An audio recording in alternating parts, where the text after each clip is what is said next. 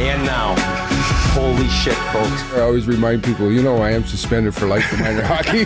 It's my duty to please the booty. Did you catch a rattlesnake and then drive home with it in your car holding it the whole time? Yep. Phil only drinks Coke. He doesn't drink water. I'll fucking quit. Hello, everybody. Welcome to Spittin Chiclets.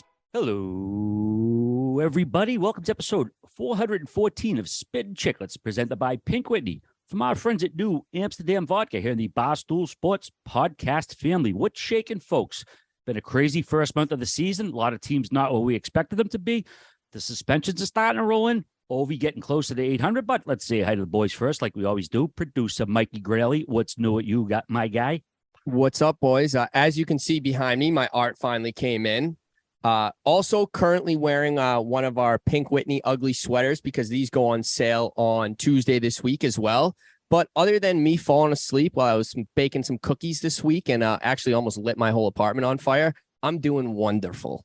What kind of cookies were you baking? Fall asleep baking cookies, how high were you? Pretty high. But it is embarrassing because the cookies take 7 to 10 minutes to cook. So in that 7 minutes, I fell asleep, woke up, my dog's freaking out, barking. My girlfriend's banging on the door because she's locked out. There's smoke everywhere. Very embarrassing 25 minutes for me. Dude. John, What kind of cookies, as I already said? I interrupted him. We should Chocolate say a chip. prayer. Big chocolate chip guy. Love chocolate chip cookies, especially after 9 p.m. A nice warm chocolate chip cookie with a glass of milk. Oof, does me dirty. Why don't you lead us in prayer and thank the Lord and Savior for keeping Grinelli with us after falling asleep? Dear Lord, Jesus Christ of Latter-day Saints, please let Mikey Grinelli grow up once and for all, stop smoking weed and locking his girlfriend out of the apartment, and just focus on selling merch, getting teams to sign up for the Chiclets Cup, and figuring out how to get his wrist stronger. Amen. Great. That's a beautiful Thank you, prayer guys. there. Amen. Amen. I want He to said raisins, we were firing him, but what's up? let's talk about the art. Now, looks like they're field hockey sticks. They got like the old school rollerblades on. I don't know how I'm feeling about it. Can we get a quick zoom in on that? I think wow, that is a great point. So I actually think it's cool, the whole vibe of, I love people listening in the car. The vibe of like the shadows kind of are cool and the roller skates are cool, but those are field hockey sticks. Yeah, it threw me off a bit, but that's what roller hockey used to be back in the day. You got to be proud of the heritage. We don't make fun of the old hockey sticks that they used to use back in the day, the straight wood North Star sticks. I do notice that the Olympic rings. Now, was that the type of roller hockey they were playing in the Olympics back then? Was with the old school 70s go to the roller rink skates, and then was that there's a team dressed like referees? Where are the Olympic rings? Yeah, roll. I see it on the bottom left. Like, oh my God, it was an Olympic 1960. sport? I think it was like a test. It was a test games in the 1960s. They put it in to test it out, but it didn't end up working out. That's because the Chiclets Cup wasn't around. If it was, and it would have been probably one of the most watched sports. You'd have Nose Face Killa. And by the way, Nose Face Killa, congratulations. He had a kid in the summer, and then he just how do you say when you get like not inducted, but sworn in, graduate, sworn in. He was sworn in as a fireman. He's a firefighter. Good for him. Good for him. So Nose Face is on the up and up ever since embarrassing me at the back-to-back Chiclets Cup. So congrats Nose Face. yeah, exactly. That's a huge thing. Obviously, I've been stroking off the Jakes for years on here, but I sent them a text, very happy for him, very proud of him. It's a tough job, and I knew he was in the school when we saw him in Buffalo, so good for him. Biz, what have you been up to, my man? That's what's that? Your latest apartment in what city? Where we at? No, now? I'm actually in Atlanta right now because we got the back-to-back broadcast Tuesday, Wednesday. We're gonna get to watch Connor McDusty and the Oilers. And Whit, I know you were the one shitting on the Leafs. By the way, 3-0 since, so suck on that, you dummy. I would be a little bit more concerned about your bottom six forwards. One goal between Puljujärvi, who's the other guy? I want Puljujärvi. I want Puljujärvi packaged up and Gonzo. Okay. I'm not down. I don't see it. I am not worried at all about the Oilers though, because we have horrible goaltending from the Catman himself in Campbell. But we have Stuart Skinner, who's playing lights out. So the fact we have like the non-free agent big contract guys starring right now, that's fine because Campbell will figure it out. Our bottom six isn't doing great. Our team is still completely fine. We blew that game against the Devils. We get into it. I'm not worried at all about the Oilers. Now and I can apologize for the Leafs. The Leafs look great the last 3. The Devils are running your show. Yes, but Brat. Yes, but Brat. By the way, it's Jesper, not Jesper. The J is not silent. So I guess I fucked up on that one. Put some respect on my man's name. Organizational high, 11-game point streak. Suck on that, busy boy. Yeah, they're fucking good. That's a is it mea culpa? If I could go back to that game against the Calgary Flames, who came back and tied it, awful fucking call in overtime to send him on the power play. Yeah. The one on Lindholm? It was fucking brutal. That was a soft call. So I got all the New Jersey Devils fans harassing me in my mentions after I called it exactly what it was. Daryl Sutter, post-game press conference, called the bullshit call out as well. So, hey, great minds think alike. I should be an NHL head coach. Your Leafs take was horrific. They got back to their winning ways after they got rid of the Bieber flu. We all knew it was the Bieber flu that did it. They fucking come home. They beat Torts' team. They beat the Bees, who have been storming. And then, of course, the last one on the road in Carolina. So, hey, we don't need to talk about the Leafs anymore. I wouldn't have even talked about them last week. Everybody was just being all dramatic about that fucking swing. So anyway, suck on that, Whit. All right. What dog? Nice Ryan, years. Whitney. How you been, buddy? What's new with you, brother? A lot. Let's hear it. Halloween was fantastic. It was a great night. Like I mentioned, my dad's birthday. We walked around with the kids. Wyatt turned 2 November 16th. This kid ran around for 2 hours from 5:30 to 7:30. I was amazed. When Ryder was just about to turn 2, he's November 28th. He went to like 3 houses and he was done. He was dressed as a piece of popcorn. Wyatt was a parrot and just loved it. I gave him a Starburst early on. It was like Popeye getting spinach for all you older people. Maybe you young guys don't even know who Popeye is. He just took off like a rocket. And so it was just an overall great night as a dad. It's amazing. Time flies, but I'm having fun. And then I went to New York City, where I proceeded, let me tell you something, to crush one day of work. I went on Barstool Advisors with the superstar Stu Feiner and Big Cat. I thought I did a hell of a job. My picks weren't great, but I went on Barstool Pick'em for college football. I absolutely crushed that. What do you call it when you do appearance? And 4-1 on my picks. Actually 5-1. I thought they hosed me, and I took the under in Georgia, Tennessee. I knew Georgia was a lock. So.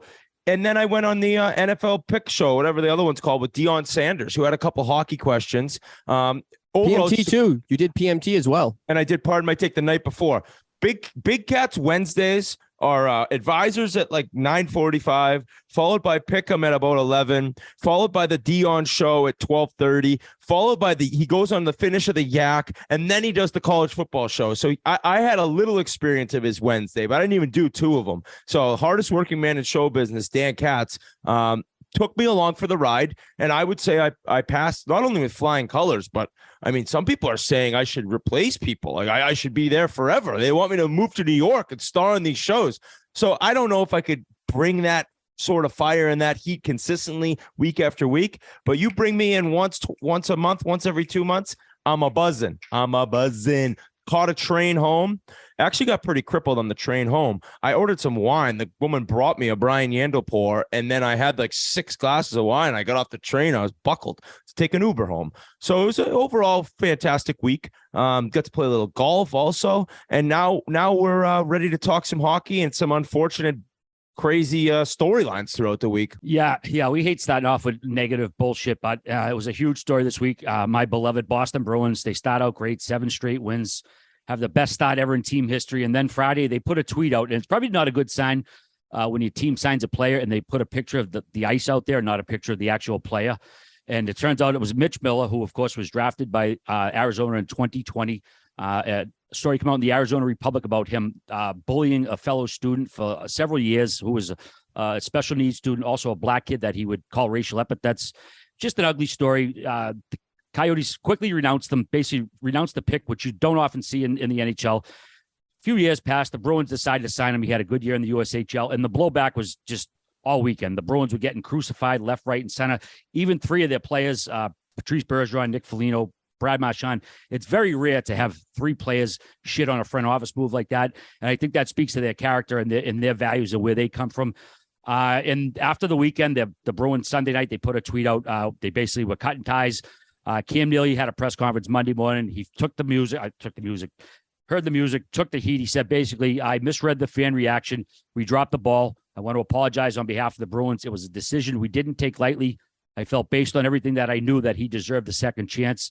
He admitted it wasn't the right call. And yeah, I was like, how did they not know this was the right call? I mean, the kid was renounced 2 years ago. And, we don't know what the penance is for somebody when they fuck up, how long they have to go, what they have to do to make a living in a certain line of work. But it's been a clusterfuck all weekend. The Bruins, they wiped it away this week. It's still going to linger in the air. But the other thing was Gary Bettman come out and said he's not eligible to play. He can't play in this league, which kind of raised a whole other set of questions with the union, because I think the day before that, nobody knew he was ineligible. So it's been a whole messy thing here. We'll go to you first. I know you wanted to chime in, and there's a local flavor to it with the Bruins. So what would and just to clarify before Whit takes it over, there were a few other teams inquiring on him. If I'm not mistaken, Detroit was one of them. And who was the other? I didn't see any named ones, but I know there were in the mix. You might have heard a name or two, but yeah, I heard there was more. There was more than 2. Quite a few, I would imagine. Quite a few teams in the mix on potentially signing him. Yeah, so probably a little bit of a long conversation ahead of us here, but there's just so many. What a fantastic fuck up by the Boston Bruins. And there are so many different aspects to this story. It's one of the craziest overall stories I can remember in sports recently, let alone just in hockey, with how this is all played out, going back to the original draft. So I'll go into it first from the Bruins point of view, and we can get into the kid and the story and everything. But how fucking dumb is Don Sweeney? The guy went to Harvard. How your team is off to the best start they've ever had in their franchise history, and this is the move you do. This is the move you do, and we'll get into second chances and everything. This was an unnecessary, not needed move by the Boston Bruins. And when you look at Don Sweeney, the reason it was necessary and the reason someday that he'll probably be let go, I don't know when it'll be, is because they have no prospects because he stinks at drafting. Okay. So they looked at it like, all right, well, this is a kid that's actually supposed to be pretty fucking good at hockey. And we have the chance to get him, and we don't have many prospects. And let's just hope the blowback isn't as bad as we think it may be, or that it could be. Well, it turns out the blowback was probably 100 times worse than they thought it would be. I have never in my life remembered a time when players spoke out against their GM's decision like that. And the way that Marchand and Bergeron spoke, Bergeron was so classy in the way he said, like, if this kid hasn't changed, he is not welcome near this locker room. And to hear a player speak about a move that a GM just made, it's shocking. You don't ever hear that. And so that's why you knew this was going to be a big deal. Like, it was already a big deal. The players start going, all right, this thing's running rampant. But as the Bruins, it's like, how is that the move you make after this start? Are you hoping that it would be long enough that people wouldn't really remember? It's like, it just made no sense to me that they were the team to go about it that way. But with their lack of prospects, they're looking for easy fixes in terms of getting some people in the pipeline. The kid is a deranged, fucked up kid, I think. And that's not just me saying that, having never talked to him. That's me talking to different people who were in draft interviews. I have it on fact being told to people that this kid showed like zero remorse in his draft interviews. Almost to the point of like some serious, bizarre attitude and behavior towards the entire incidents that happened with him and this poor kid. So you have to wonder, like, second chances are one thing, right? But does everyone deserve a second chance? I'd like to think yes. But when you hear the lack of remorse and the apology that came only because he was forced to apologize. Now, all right, can you quickly explain to everyone the apologies? Because we hear from the victim's parents that there's been none. I hear there's been 2 different ones, one in the court. Can you kind of explain that? And also in one situation, like the woman, like the mother of the victim, she had to sign off on stuff that was happening as far as the rehabilitation process. And there are some instances, if not all the way up until where he had to get to sign off on it, she did do so. Right. He did apologize in court. He fulfilled his legal obligations. I'm not defending him here. I'm just saying what happened. He made the statement in court. The magistrate questioned his sincerity. He did read the apology in court. That was his obligation. He fulfilled his community service, community service obligations as well.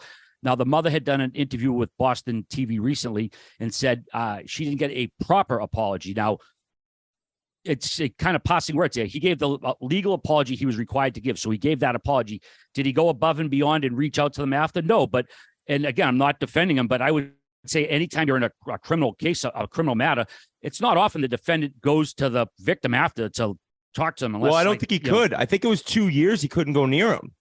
That as well. Like, so, you know, and it's a different standard. I know and it's the mother. You understand, like, she's always going to be mad.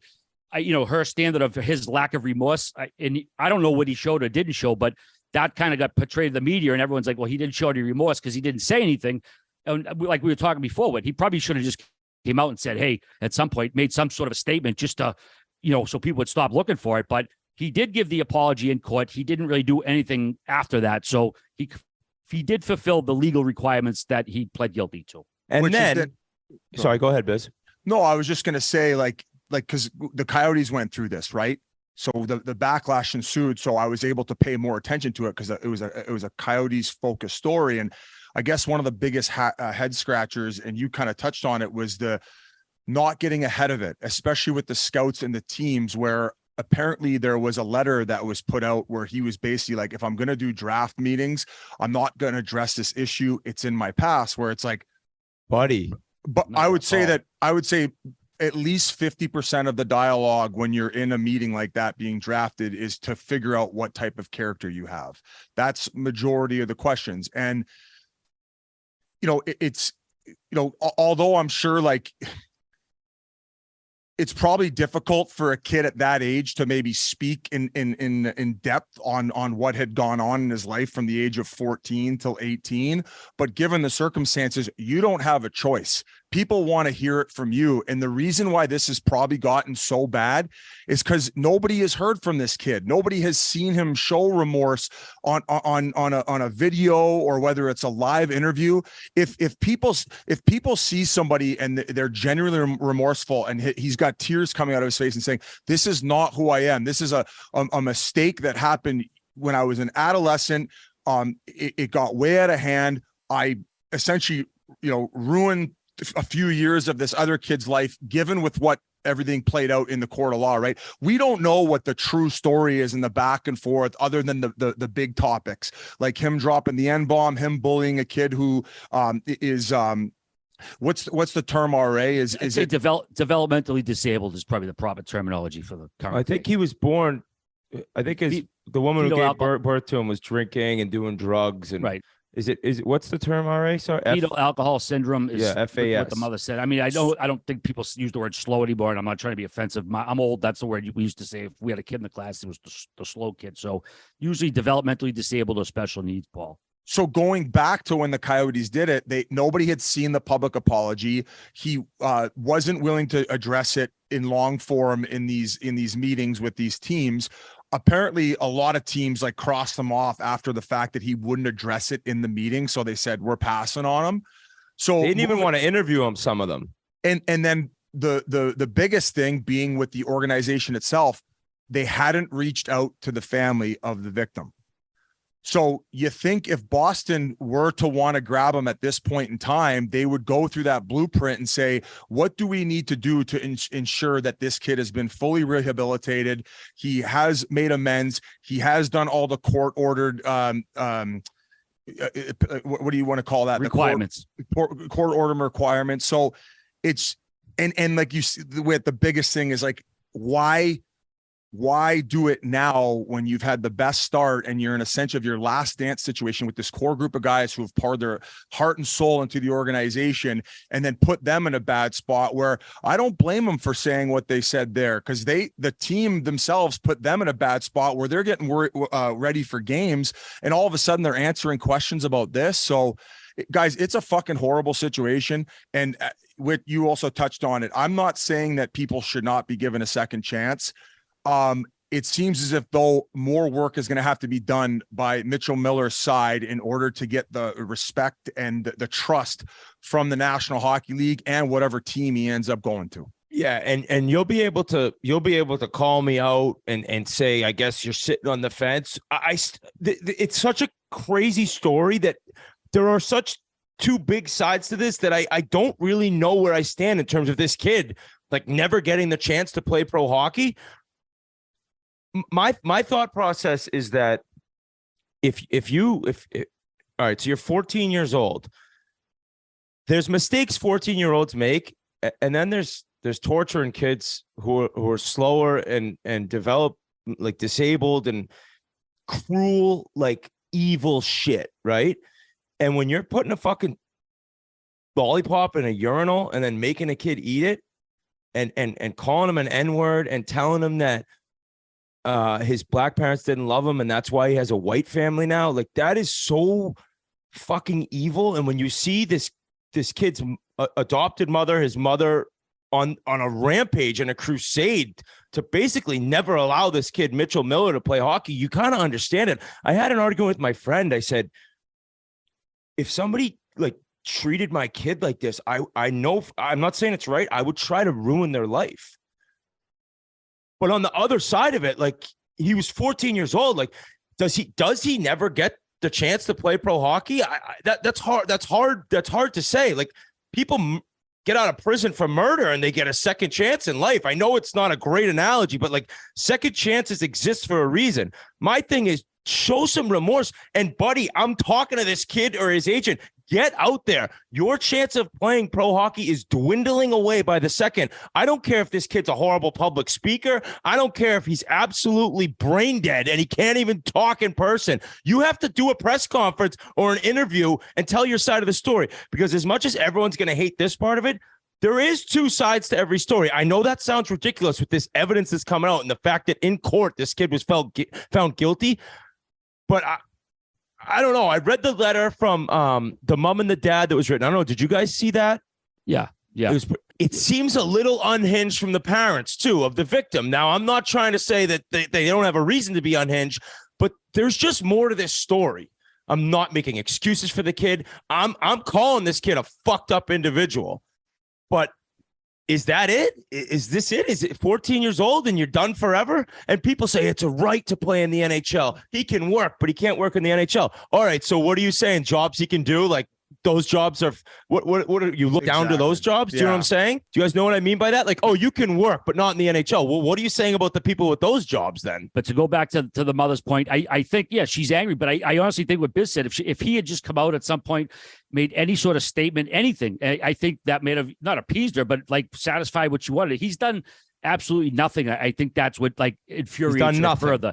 He's done nothing, and which only makes people think that he has true no regret. Right. Exactly. And we don't know if he does or doesn't. And like you said, we don't know the kid, but because he said nothing, he's done nothing.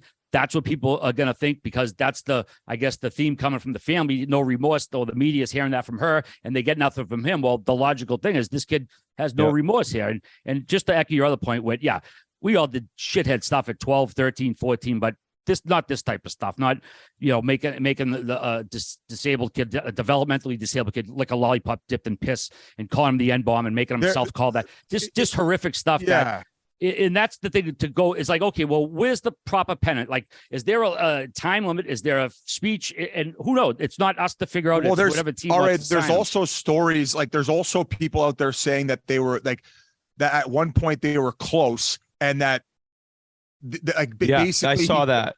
Like basically he felt comfortable enough and had been given permission by the other kid to say some of the things, but in the same breath, it's like we won't know the full story until we hear the other side. And if it's for fear of blowback, it's like, well, I mean, both situations where all you did was get signed or drafted, you saw the blowback. So I think the people are so furious because they want to hear the other side. And if it's like, if you're just going to simply do what was court ordered and then you're going to just stay silent on the subject, at that point, I just don't see a place in the NHL for him. Now, why we were talking on a Turner Zoom call, and Ace is obviously big into this type of stuff and speaks out on it quite often. And the committee never got a call to say, hey, from Boston, hey, how should we handle this situation? Maybe should we get on a call with Mitchell Miller and can go over stuff and get ahead of maybe donating part of his salary, maybe spending more hours in order to make amends for whatever he's done. And on top of all of that, maybe fucking finally meet up with the parents if they're even willing of the victim. And I'm certainly in a place of being able to forgive and forget in a second chance world, but it seems like there's still going to have to be work to be done if Mitchell Miller is ever going to play pro hockey in North America ever again. Absolutely, Biz. Based on what Bettman said, he come out very forcefully, said this kid's not eligible to play. And I think, like I said earlier, this raises a whole other level of questions, because if you would have asked somebody Wednesday last week, hey, is that kid Mitch Miller eligible to play in the NHL? I think anybody would have said, yeah, they didn't ban him. His rights were renounced, but he wasn't on a list. When they signed him, the contract went through, and then Bettman kind of reacted, like, oh, he's not playing in my league type of thing. And I was wondering if the union was going to stick up for the kid, because it's not that they have to like the guy, but there's rights involved. It's collectively bargained. And just because Bettman doesn't like this guy and didn't do the penance Bettman expects, how is he ineligible all of a sudden if nobody told teams he was ineligible before? You get what I'm saying? I know exactly what you're saying. And that's why it's really hard for me to believe that Bettman's entire, I don't know if it was a press conference or statement, it was almost like a reaction to how much this thing was blowing up. Like, whoa, he can't play in the NHL. We got to kind of cover our bases here. People are losing their mind. We didn't say this is okay. Well, he just signed an NHL contract. There's some sort of something missing there, no? Yeah, there's a procedure in place that didn't pop up before that until Bettman found out he was signed. So if there was something in place where he shouldn't have been signed, it should have, here's a warning flag before Bettman finds out about it. You know what I'm saying? Like, if he wasn't eligible, then when they try to put the contract through, something should have popped up. Bettman finds out after the contract goes through, and yeah, he's pissed off about it. And he's even saying, well, what I read in the media. So he's not too well versed in it either. So he almost sounded like Roger Goodell. That's what he reminded me. Like, no, he's not playing until I say he can play. And other leagues might want him, which I thought was sort of a warning to the AHL. Like, you better not have this guy in. And again, that's not something nobody was aware of before then. I mean, maybe he didn't expect anybody to sign him, but as far as his eligibility, I don't think anybody thought that. And I'm not going to drop names. I reached out to some guys in Canada, and I was told the NHL was red hot pissed at the Bruins. And I said, well, why? If this kid was eligible, it wasn't. And he said, it's a long story. I was told. For the same reason I just mentioned, that there was no communication as to say, hey, has this kid actually showed remorse? Has he done the proper steps in order to rehabilitate himself in order to continue moving forward? So I think that the league should have been called about it. I think that everybody who you think should have been called about it, including the victim's family. So guys, it's such a sensitive topic, and we don't want to be construed talking about Mitchell Miller and maybe how things would have went compared to the way they're being portrayed in the media right now, because there are some ugly things. We don't want that to overshadow the fact that we're not being sensitive to what this victim and what his family went through. I think that we can all agree on, we just want this situation to resolve itself, everyone to get back to a place where they're happy, and this isn't weighing on their lives. Every time this happens, the victim's family has to relive it. Same with Mitchell Miller's family. And I'm sure that it's probably chaos and a lot of tears in those households. I think the victim's a father now. It's like, so the kid, the apology he read in court. Now, mind you, I'll tell you something after I read this. It says, "Dear Isaiah and the Meyer Crother family, I first want you to know how very sorry I am that we are here today, and mostly for causing you and your family any pain these last few weeks. Isaiah, I know this may be hard to believe.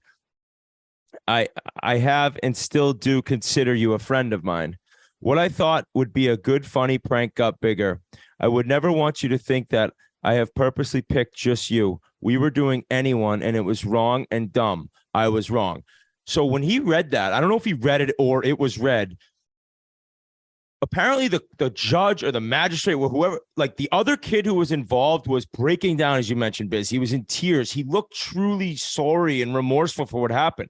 I guess the court judge said, like, this Miller kid looked like he just didn't care. And that's part of, like, probably this family's bitterness is, like, this kid doesn't even, like, I think he's truly like, I just want to play hockey again. And when I talk about, like, does he get a second chance and maybe he deserves a second chance, it's just me trying to take this whole thing in because it's such a fucking crazy story and a sad story. But the other part of it is the Bruins, like, Cam Neely was asked today, what new information came out that made you really kind of, axe this contract? He said, well, we didn't talk to the family. It's like, how do you guys not talk to the family maybe before signing him, right? That seems like kind of a no-brainer to me. You know what? I'll be on. I talked to Nick is it Alberga or Albrega? He does what's his name? The Gold of the Muzzy has a Leaf show. I went on with him today and talked about it, and he brought that up. And what again, not defending any side here, but I think maybe their take was like, okay, this kid was already victimized years ago. What are they going to say? If we go to them with this, we're only going to bother them further. Maybe further disturb them, re-traumatize the kid. And if we sign him, that's going to be a second trauma. I don't think they felt they had to because they knew this side. They thought, okay, everything had happened. It was a few years later. And, if they said no, like, are they going to not sign a guy because the family didn't want him to? So I'm not going to kick him for that. I'll maybe kick him for other things. Going to the family, it wasn't my initial thought that they needed to go to them because, again, they were a victim of Mitch Miller's criminal activity or whatever you want to call it. And it's like, all right, we're not going to go to the victim. Well, everything happened. He did his penance. He did his obligations to the court, and we're just going to sign him. I think they just thought with enough time had passed. And before we'll move on here, but yes, you got to also, like, I'm playing both sides. The Bruins also are hearing of 3 other teams trying to sign him. It's like sprint to the finish. Yeah, it's like, oh, well, if there's 4 of us want to sign him, we need him. We need prospects. It's just a fucking wild story. I'll say this. He's probably sitting around right now and he pulled some horrific, evil things. But you got to think, as Biz mentioned, tears in both households. He's like, I was 14 years old. Is that it? Like, I'm done? And that is kind of fucked up to think.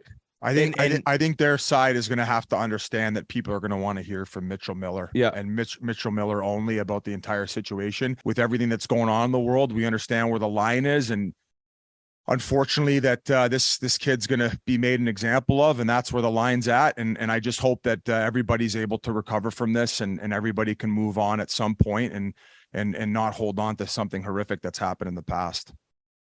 I just got 2 last notes. Another crew of guys I kind of felt bad for was the Providence Bruins because, Don Sweeney talked to Patrice Bergeron, but this guy wasn't going to be the Bruins next week. Like, talk to the guys who you might put in the locker room with. I thought those guys kind of got sandbagged to some degree.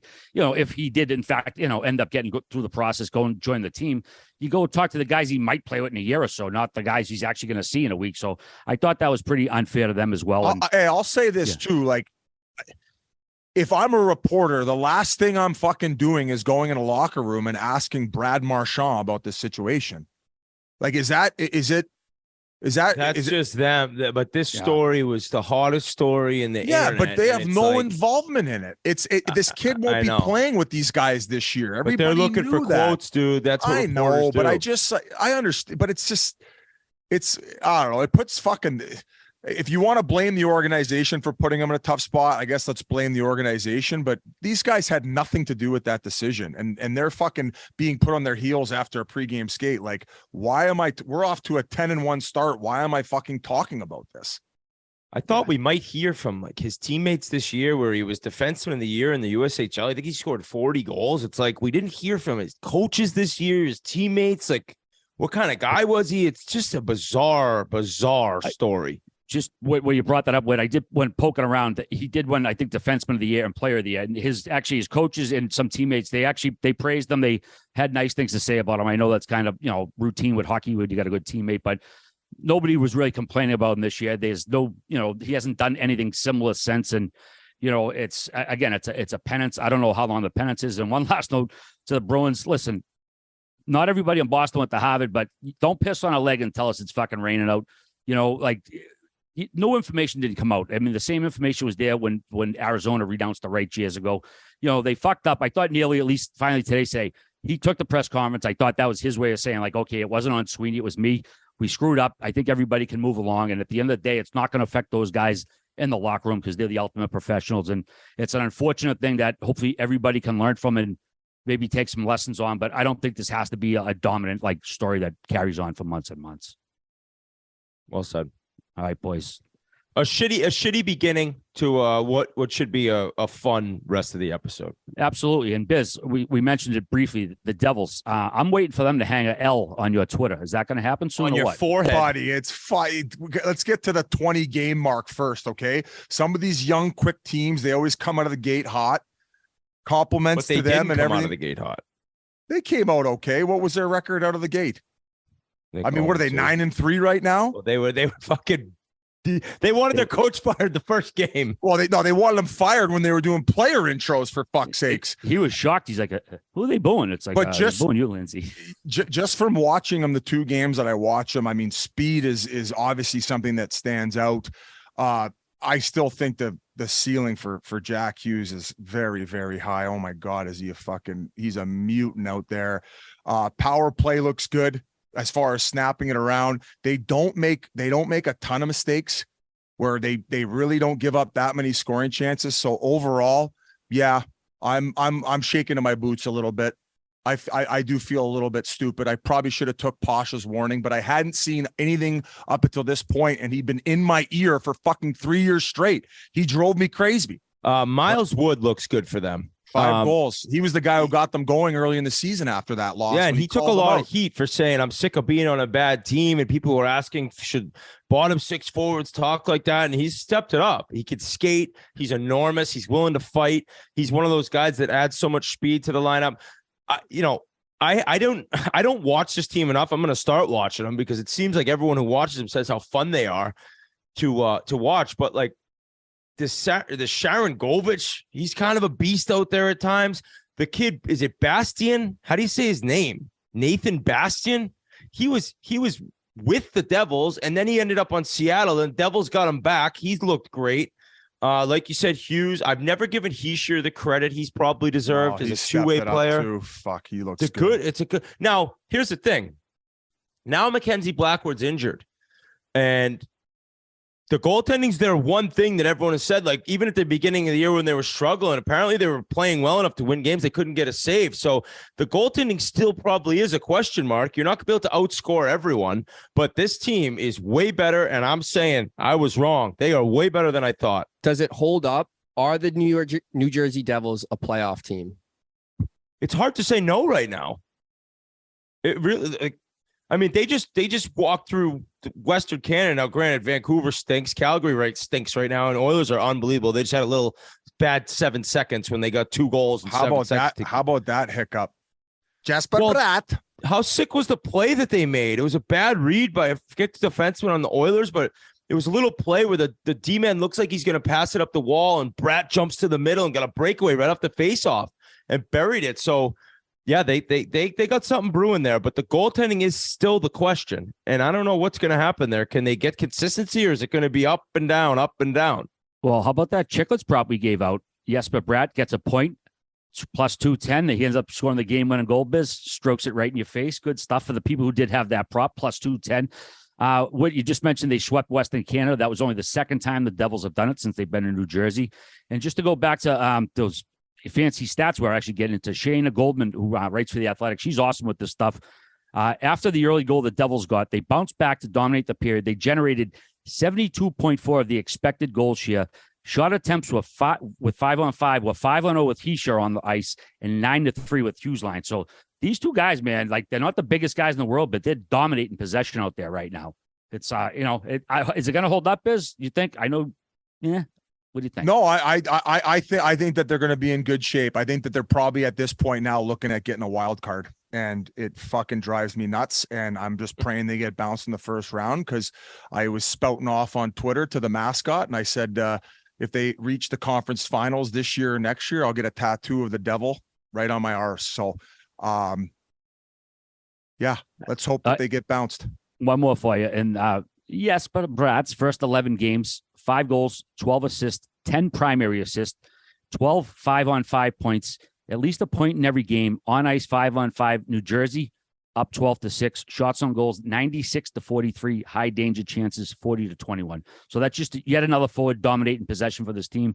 We don't need to rub your face in it anymore, Biz. We can move on. Well, it's going to be a shame when they can't re-sign him because he's going to be asking for too much dough. So enjoy. I it didn't while know you he's got can. another year RFA too.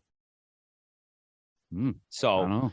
I don't know Maybe- what's going maybe- to happen there. Maybe your Leafs so your Coyotes can sign him, Biz. We'll have to Coyotes keep got an some eye on cap space. I think we're actually underneath the cap right now, so we got to start Right. spending some dough. it.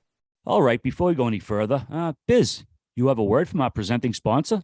I'm here to talk to you about Pink Whitney, our presenting sponsor from our friends at New Amsterdam Vodka. That's right. Pink Whitney is the only shot you should be taking when celebrating life's big milestones or even just watching the big game.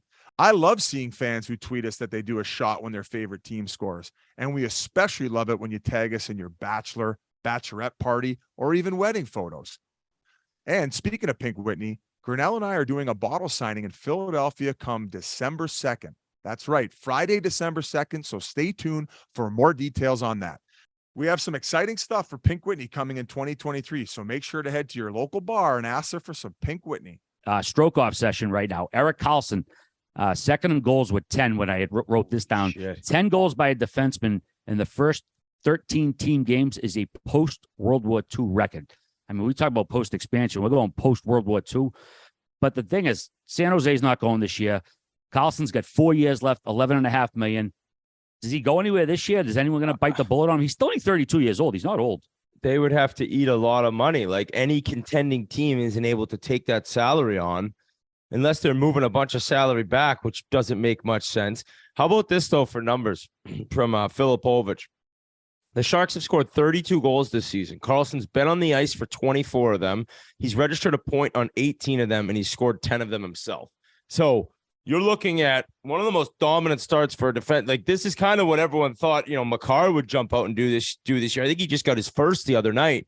But Carlson, we mentioned before the year as kind of being maybe past his prime. He might have heard us, Biz, said, fuck Whit and fuck Biz. Well, These two so, are idiots. So he was dealing with some injuries the past couple of years too. They were lingering. I think that the fact that Brent Booze, he ain't that big of a boozer, so don't quote me on that. Brent Burns moving over to Carolina. It's hard when you have two offensive D-men who are used to lugging the mail and being that PP1 defenseman and getting those reps nonstop. So sometimes when you're spreading it out, it kind of throws both of them off, and it really wasn't working. Of course, San Jose able to get Brent Burns off the books, and then Carlson moves into that spot, much like he was in Ottawa. And let's go back to the Ottawa days. Like he was the guy just driving offense. He would grab it in his own end. He'd either make a sick outlet pass or he would just lug the mail himself. So it's great to see where he's at, RA, but like Whit said, it's just so hard with this hard cap now, and with it being stuck where with that much money on salary, there's just simply no way a contending team could have enough to bring him on board. And then what are you going to do? You're going to get rid of two good assets that put you in that position to get rid of them, to send them back to San Jose to get this formula that you don't know if is going to work with your team. So it's such an unorthodox way too, because you look at many teams of like which 1A defenseman is driving your offense. Well, you just mentioned Cale Makar. Could you think of another team in the league whose D-man is really like the main go-to guy when he's out there with the four other players? Like, give me one other example of a guy that, I mean, Drew Doughty kind of used to be like that. I don't think he has the legs that he used to in order to drive offense, but it's great to see him back to where he was. And maybe he did hear you ragging on him. Yeah, been on a bunch of golf trips with him too. Now, I wouldn't say I ragged on him, but I certainly didn't think he had this left in him. Biz, I was saying Boo Earns. Booze Earns, the booze man. Nothing. Some guy in Missouri's laughing in his car right now, but not you. Alex Ovechkin, got to take the hat off again. Once again, he broke Gordie Howe's record for the most goals with a single franchise when he scored his 787th versus Arizona Saturday. He got the 786 when the Caps visited Detroit early in the week. I don't know if you guys saw that. Those guys actually warmed up in a different rink. They said it might have been the first time that an NHL game had the two teams warm up at a rink without like the paying participants seeing that, because I guess Caesars has two different rinks. Did you catch that, Whit? No. Yeah, they have their practice rink, and in the same facility, and I believe they used the ice during that time to honor the '97 Stanley Cup champion team in Absolutely. Detroit. 97 and 98. And that was a great ceremony. They brought Vladimir Konstantinov. We talked about him before with the documentary. They had the cup out with him. And I don't know if you guys caught the interview. I think it was Saturday after the first or second period. They brought Stevie Bongrips on during the game. And he talked about Vlad for a while. And he was just, you could tell he was almost wistful about how good he was. And if they could have had him and Lidstrom for another 10, 12 years, I mean, that team should have won easily 2-3 more cups. But obviously, some asshole didn't do his job that night, and things played out the way they did, and it ended up sad. But either way, we want to give Alexander Ovechkin a stroke off for getting closer to 800. A few other names here we had. I thought maybe he would have slowed down a little bit without having Backstrom on the PP. And I know he's been playing with Kuznetsov the last couple of years, but god damn, man, he's on that fucking gas, boy. Biz, your old neck of the woods. Dylan Guenther. He didn't know if he was going to stay for the year or not. The Yotes did an awesome thing. They brought him into the room and they had the computer set up. They bring his family on the Zoom. And I don't know if Biz, if you want to tell the story or have me finish or what. No, I mean, you just told it. And, he was on the bubble.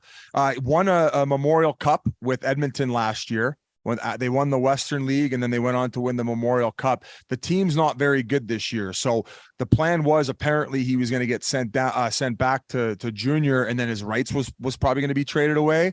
But just from watching him and the time that I got to call the games at the new Mullet Arena, very crafty forward. He makes plays. He's not afraid to make plays with the puck. He seems to always be in position. The only downfall is he's a little undersized and he doesn't have the muscle there. But as far as what they got in the pipeline and the players they have there right now, and Schmaltzy being out, he was able to get the reps that he needed in order to prove himself.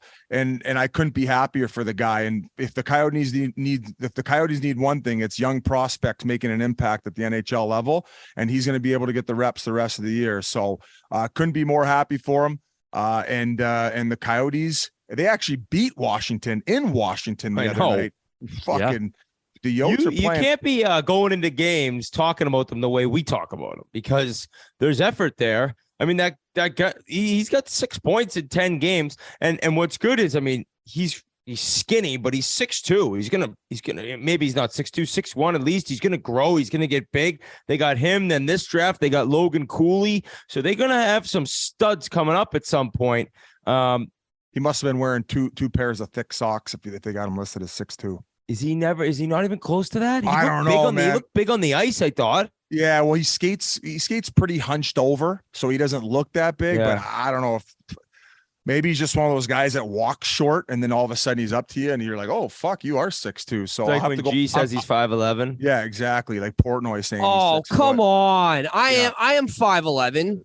I'm definitely 5'11". Yeah, with that fucking. If you look up with that snout on. Fuck. Players don't tank, by the way. Front office is doing. Just to fill in the blanks there.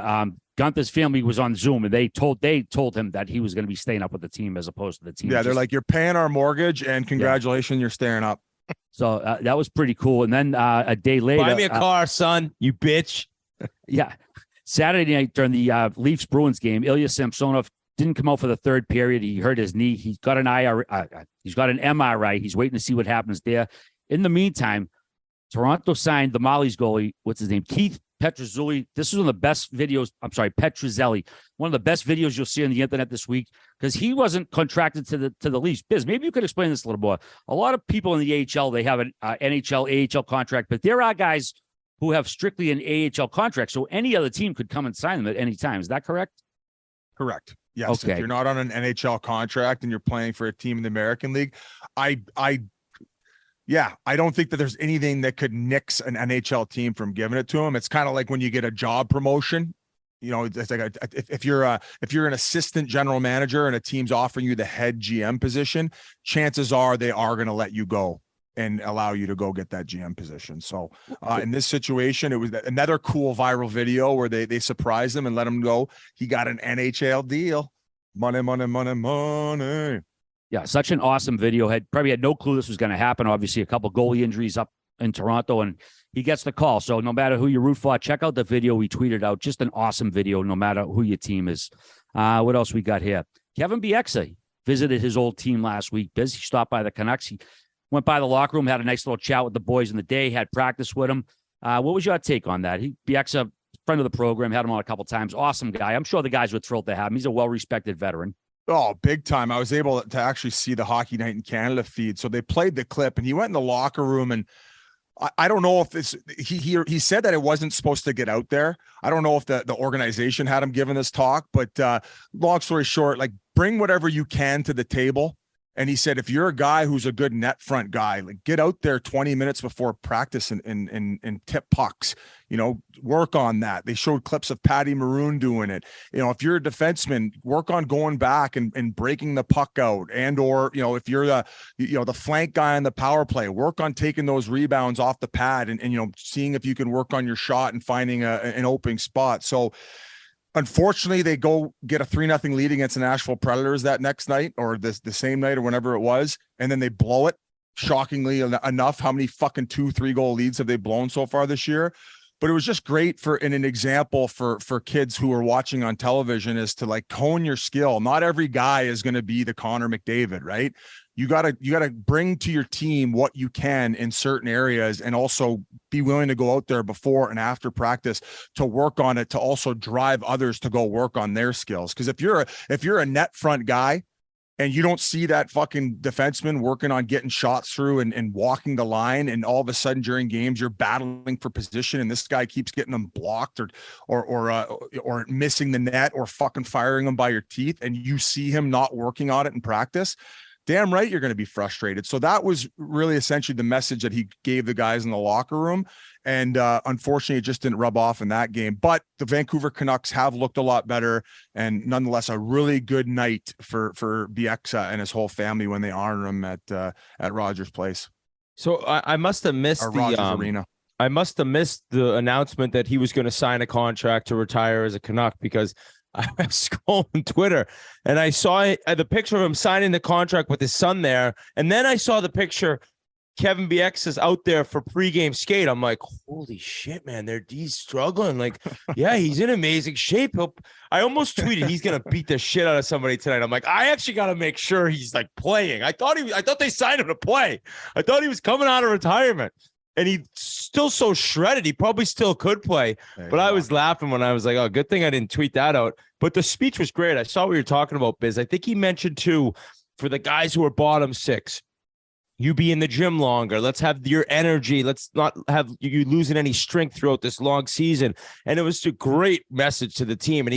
And all it came back to was doing what they did. And the guys being out there practicing what their role was early before every practice was that it built a culture of, I think he mentioned 8 to 10 years of the Canucks being an elite team in the league. So it was a great moment by a guy who I had so much respect for him. I mean, I was scared of the guy out there. He was a killer. Nobody wanted to play against him, and teammates loved him. And he's great at his job now. He's really good at being open and honest and giving his opinions about the NHL and about the current game. He's educated. He's well-spoken. I ran into him in Vegas when we were there for the All-Star game, Biz. He's a great guy to talk to. He's with his son then. So happy for him to get to retire as a Canuck. I think that's what everyone thinks of when they think of his career, is his days in Vancouver.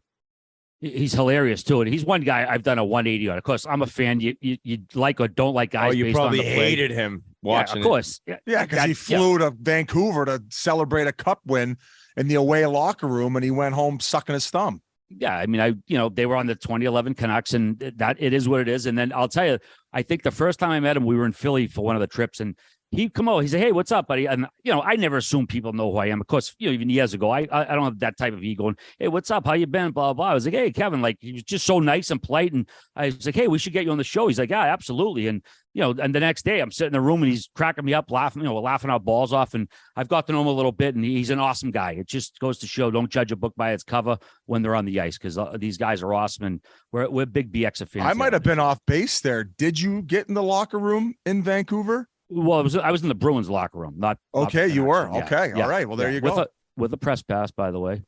And then they're like, yeah, all right, all the media and family has to leave. So I was like, well, as soon as RA so walked in, stay here. Anybody with a press box, anybody with a press pass, get the fuck out of here. It was hilarious though. Everyone left, and like it was me, Andy Brickley, and like one other guy, and it was like and Bob Beers in the Stanley Cup. So we were like photo session like for like 10 minutes. They left the cup there, so we had some fun with it. We have two guests. We're gonna get to one of them very shortly. First up, Rick Tocchet, friend of the program. We're gonna bring him on. He's not a coach right now, so we can talk about other teams. And a little bit later, we're gonna have Matthew Tkachuk on. Of course, he was just suspended. We're gonna talk about that later. But there was another suspension.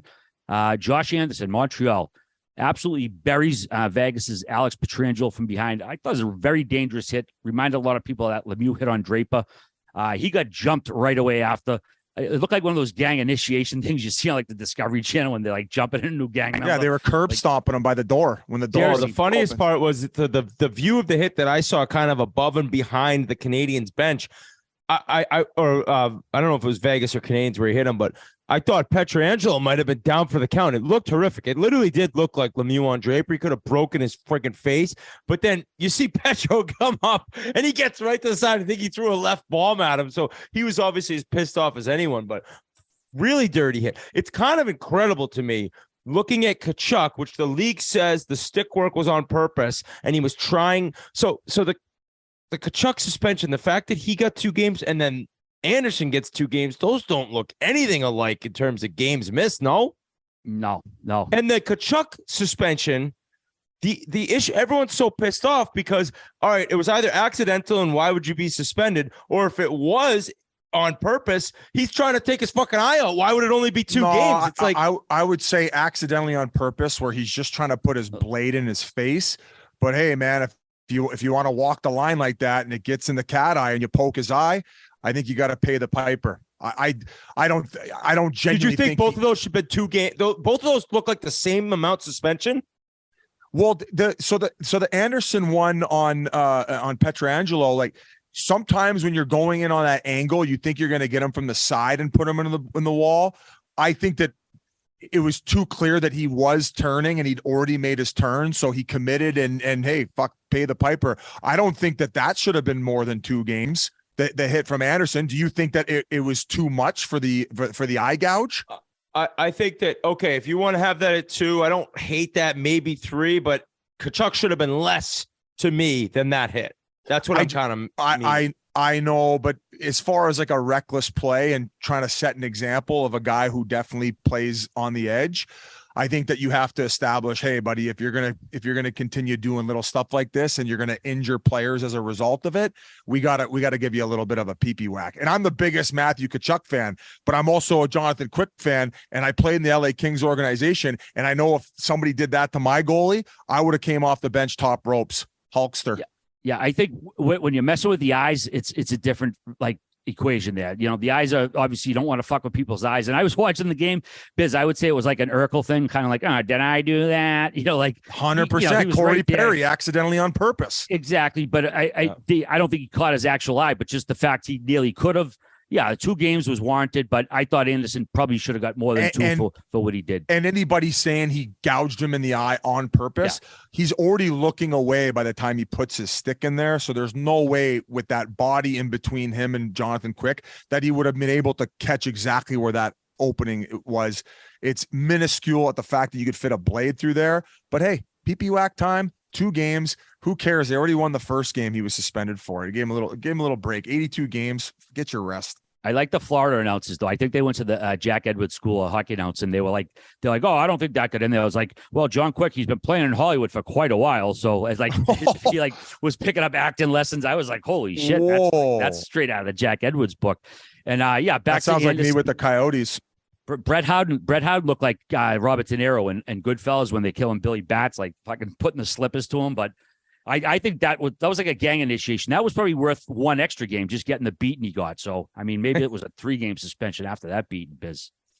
That's the game policing itself, and that's the way it should be. Who had that prediction lined up? Oh, did you? 100%. I'm fucking actually, other than the Devils, I'm pretty much buzzing. Well, everyone likes telling me how wrong I am about things. Have you seen how good the Islanders are? Yeah. Right here. The wit. And by the way, Sorokin might be better than fucking Igor. You watch. Hey, I'll sign, stamp, and deliver that all day long. You watch. The Sorokin is insane. I'm not just saying this to get a rise out of Rangers fans. They are so average, dude. They are so You know what they average. are? You know what the kids are saying? They're mid. They're mid. mid. Hey, I was telling my dad about the term mid. Yeah. I'm obsessed with saying it. Does it just mean mediocre? It just means because I said, I go, Dad, what do you think? If you call somebody mid, what do you think it means? He's like, I don't know. I guess like average. I go, yup. It's just a great way to say like you're so mid. Avery just put out mids merch for macro dosing. I think the only thing we can do now is make mids Rangers merch. I think it's 100% necessary. So the Rangers, I'm not talking about that guy till playoffs, if they even make playoffs.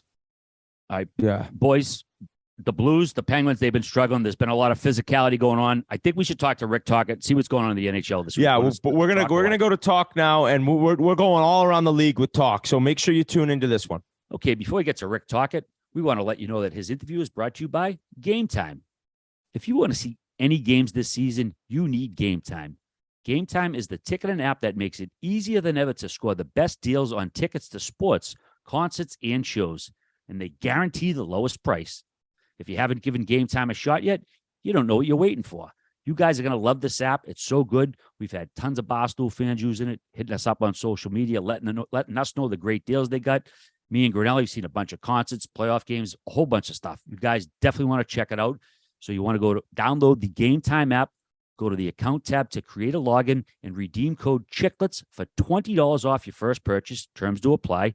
Once again, download Game Time, last minute tickets, lowest price, guaranteed. And now enjoy Rick Tocchet. It's nice to welcome back this friend of the program. Yet another guy joining us for the third time ever. Of course, you can hear him on TNT every week with Biz and the crew, at least until he ends up back behind an NHL bench soon. Thanks so much for coming back on the Spittin Chiclets podcast, Rick Tocchet. What's going on, brother? Not much, man. It's great seeing the boys.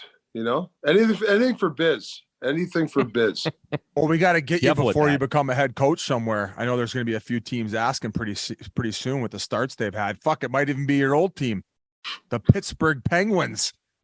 Oh my No, God. Sully's safe. Sully's safe. I mean, you know, he won 2 cups for God's sakes. When's that shelf life over? When you win 2 cups, it's got to be a while, don't you think, boys? How many in a row do you have to lose your job if you brought a team 2 Stanley Cups? Could you go 20. fucking 0-82? Oh man. Well, I mean, listen, they've been the better team in a couple of these playoff rounds. Maybe not against the Islanders. The Islanders were the one year they thought they were better than the Islanders, but they've had some goaltending problems. You know, Jari getting hurt. That last year, we all talked about the Rangers. You know, they got lucky when Sid went down. So there's some unfortunate instances that happened to the Penguins for sure. Do you keep in touch with Sullivan quite often? You guys are texting all the time, aren't you? Yeah, not as much as I used to. More Craig Berube. I'm almost every other day with the Chief. Coop once in a while, John Cooper. I talked to Travis Green, you know, guys that are on the sidelines now a few times, but I don't talk to a lot of guys, you know. We're going to get to the Blues, but specifically with Pittsburgh, like what do you see as the major issue right now? They got off to that hot start. Their big dogs came out of the gate flying. I thought Malkin was going to have an insane bounce back year. He's tend to slow down like a little bit. I don't know if maybe sometimes his body language and his work ethic might trickle down the lineup, but what do you see as the major issues right now? Yeah, 2 things for me, like the structure, they're built on structure. You know, Penguins, every time you play the Penguins, they're in the right spots most of the time over the last bunch of years. I think the last 2 weeks they gave up that 2-goal lead, I guess, in Buffalo. There's just their PK is not as it used to be. And their bottom 6, man, and I think it's an epidemic in the NHL. You need bottom 6 scoring, you know. Kapanen, you know, he's done nothing. You know, he's making $3-4 million a year. These bottom 6 guys, you know, the way they got to take pressure off the big boys. You can't always. I get the stars got to be stars, but it's nice for that bottom. Not even so much score, change the momentum. You know, Biz, we did that Colorado and Edmonton series in Colorado and Tampa. You know, Connor and those guys, that line there, they would have. You know, when Edmonton started kind of putting press on Colorado, they would go in there and they'd have the puck in their end for about 2 minutes, and then the big boys jumped on, they scored a goal. I mean, that's huge when you have those bottom 6 guys doing that for you, puck possession. Yeah, I was actually earlier in the podcast ragging on even Edmonton's bottom six, but like you said, it seems like though they like around the league, like half the teams, like the bottom six, they don't really run around that much. Nobody's really fighting or providing that energy or really doing anything to stand out. Do you think that's the norm, or maybe just the fact that there's 32 teams now and maybe things are getting a little bit watered down? Well, there's an insane. The stats are crazy. We talked about this. The 2-goal leads. I think it's over 40%. The teams that were down 2 goals have come back to win the game. That to me is insane.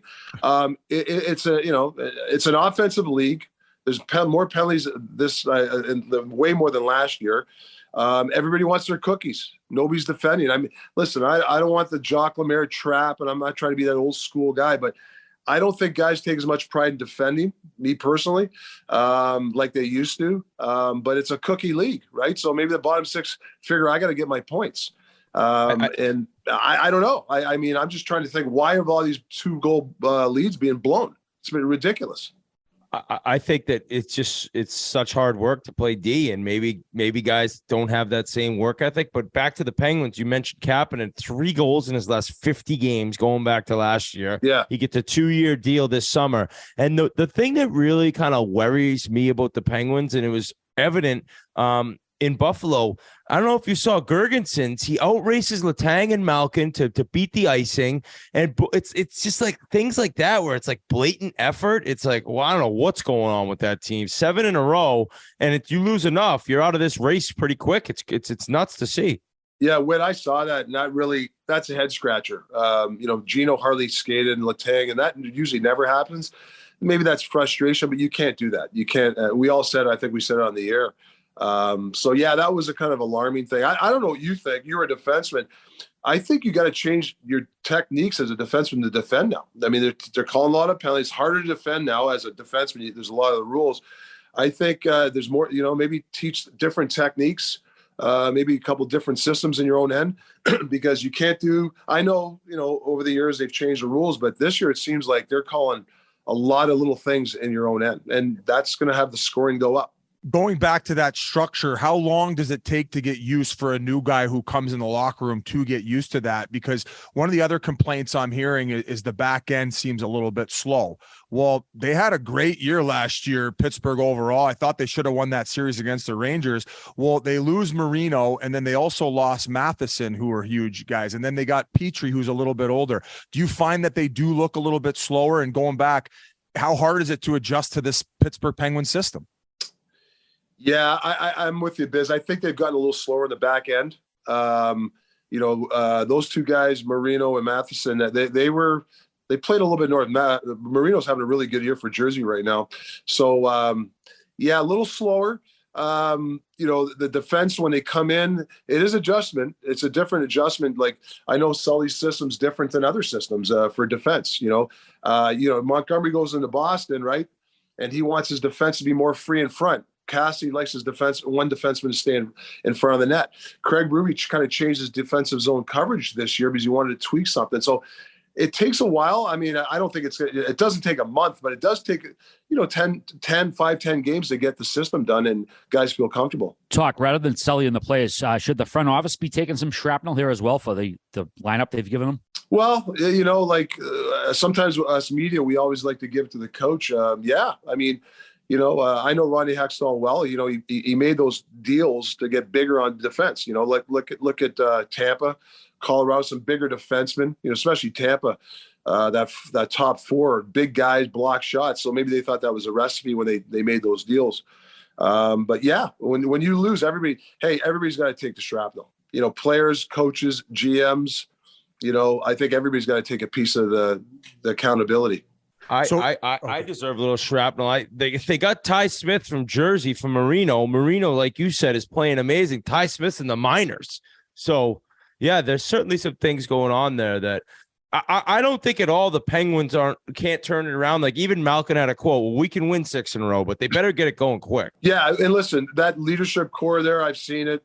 They had a Halloween party the other day. Things like that will help. they just need to relax. Plus, like they got some new guys. The bottom six guys are different than they had when they were winning the cups. You can't always rely. I know. Everybody's like Sid's a captain. He's got. You need I hate to tell you, Patrick Hornquist, the Nick Boninos, Matt Cullen. Those guys were gems, man. When I was there, they took the heat off those, especially in the leadership. Like if something happened, like Gino and Letang, they didn't skate back. Is anybody calling them out and after the game? I don't know if they have that roster. Back then, Nick Bonino would say something. Patrick Hornquist, he would have snapped on those guys. And those guys love that. They want that accountability. Maybe at the Halloween party, Captain had a few cocktails, couple Pink Whitney shots, and fucking told Gino you got to back check a little bit harder. Maybe that's why. Well, we've all been there. The truth serum, right? You have a few drinks. You're scared to say something to a guy, right? Oh yeah. All of a sudden, boys start a drunk man's words or a sober man's thoughts. Yeah, that's right. Exactly. That's like a what like girls put on their AIM profile back in the day. But tattoo. Hey, Tocc's got a tattoo on his arse of that. Quickly going. One more question on Pittsburgh, though. You did mention Sid potentially like talking to the group, or it doesn't always have to be him. I believe Sullivan spoke at practice, and then afterward he left, and then Crosby addressed the group. Now, how many times during your tenure with the Coyotes as assistant coach did Sid speak up like that in practice? Yeah, a few times, not a lot. And Sid does it a different way. I'm sure different captains have different styles. Sid's not a yeller and screamer. He's more matter of fact. He probably put a lot of blame on himself, saying, "Hey, I got to be better." Things like that. When a guy like that says you got to be better, oh my God, the whole bottom six or the whole team says I got to play better. So he's more of a, he thinks before he talks. When I was a captain, I probably I'd be screaming and yelling. I don't even know what I was saying half the time. So Sid's a little bit different, and that's why he's a terrific captain. Is Berube a yeller? Yeah, I think they the other day, I don't know, on Twitter, didn't they? I saw that 14 fucks or something, and that's actually light for Chief. That's actually light. Like, yeah. That's one head coach you don't want to fucking mess around with, man. And then, oh my, hey, what the hell? Going back to the year they ended up winning it and turned things around, though, is it time for a practice fight? Should there be a little bit of bull in the ring action going on to get the little bit of pep in the step for the boys? Well, didn't that happen? Bertuzzo and I forget, was it Edmondson? Somebody Stanford. The year they won the cup. Remember they were reeling. It was around January, February, and they had a big brawl in the practice. What happened? They reeled off 15. So maybe like Chief goes to Shen and says, "Go sucker somebody, do something to shake this thing." But yeah, no. Listen, Biz, remember you should tell the story. We went at it a little bit in the studio. Remember where we were screaming at each other in the hallways? Remember I told you? No, because we were talking about. You got to scream at each other. You got to get in your people's faces to win Stanley Cups. Remember I told you that? Yep. No, we were bitching at each other about a defensive back check. Remember Sully took Tocc side, I believe. Correct? Yeah, that's why he's lost 6 in a row. No, but the best was Biz was screaming. We're in their green room, and Whitney is our video guy. He's never really done hockey before. This guy was white as a ghost. Biz is yelling at me. I'm yelling at him. And then we get to the Four Seasons. Oh, my God. And then we're in the hallway, right, Biz, on the 15th floor screaming at each other. There's people looking out their peephole seeing 2 Neanderthal cavemen going at it about a defensive zone back check. But that's how passionate we are about the game, though. And that's why I love working with you, is because, like, every time there's a goal scored, like, Tocc's never like, "Oh, that's a great goal." He just shakes his head. You see the fucking D-man there? You see the fucking D-man? And that's the coach taking over. Kind of the same way I asked about Pittsburgh. Is there anything in particular from talking to Berube that is sticking out about why they aren't winning games and why they've given up, I don't know how many goals in this last little stretch here. Looking back, it looks like the Husso move might have been the wrong one. Yeah, so if you look, though, especially the last 2 threes, obviously Bennington hasn't been good. Was he at 820 or 870 save percentage? I'm not totally his fault, but he has not played well. And their D has changed. Their dynamics and characteristics of their team has changed over the last couple of years. If you look at it compared to what it was 3-4 years ago, 2 years ago, I think that might have a little chink in the armor. Ryan O'Reilly, I love. He's getting, I don't think he can play 18, 20 minutes and play that pace. It's his, he's a UFA this, the year. He's struggled. He's always got one goal. So you 1 add those point. 3. What's that? 1 point? Oh, yeah. Yeah. So you guys know, I think when those 3 things happen, goalie, kind of the defense is a little different than it was. And then, a couple of your older players aren't playing as well. You're going to hit the skids. I was reading, I think Armstrong went in and did the media day recently because I got all the time in the world for Doug Armstrong, just a stand-up, classy guy that's been around this league for so long. And he's like, the players and the coach need a break here.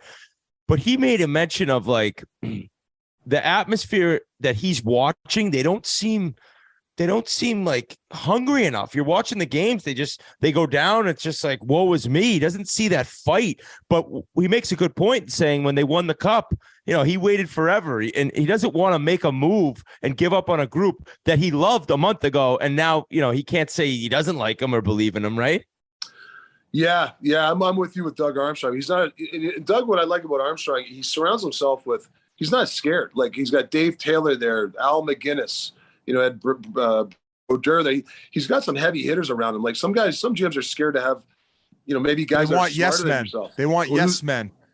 Yeah, Doug doesn't want that, and him and Chief have a great relationship. But yeah, you're looking for a spark. You're looking for somebody to chase down a puck or stop in front of the net on the other team. Like right from the beginning, like there's little things I remember as a player. When you're in the skids and you're not playing well, that before the game, you're going to go, I don't care if I score a goal, but every time I go to the net, I'm going to stop and I'm not going to move from the front of the net just to cause problems, to maybe wake the players up. You're always looking for those guys to do that. And, that's what Doug's saying. We're looking for somebody to step up, not just O'Reilly, the captain, everybody. Well, hey, what was that story you told me about? Was it Keenan?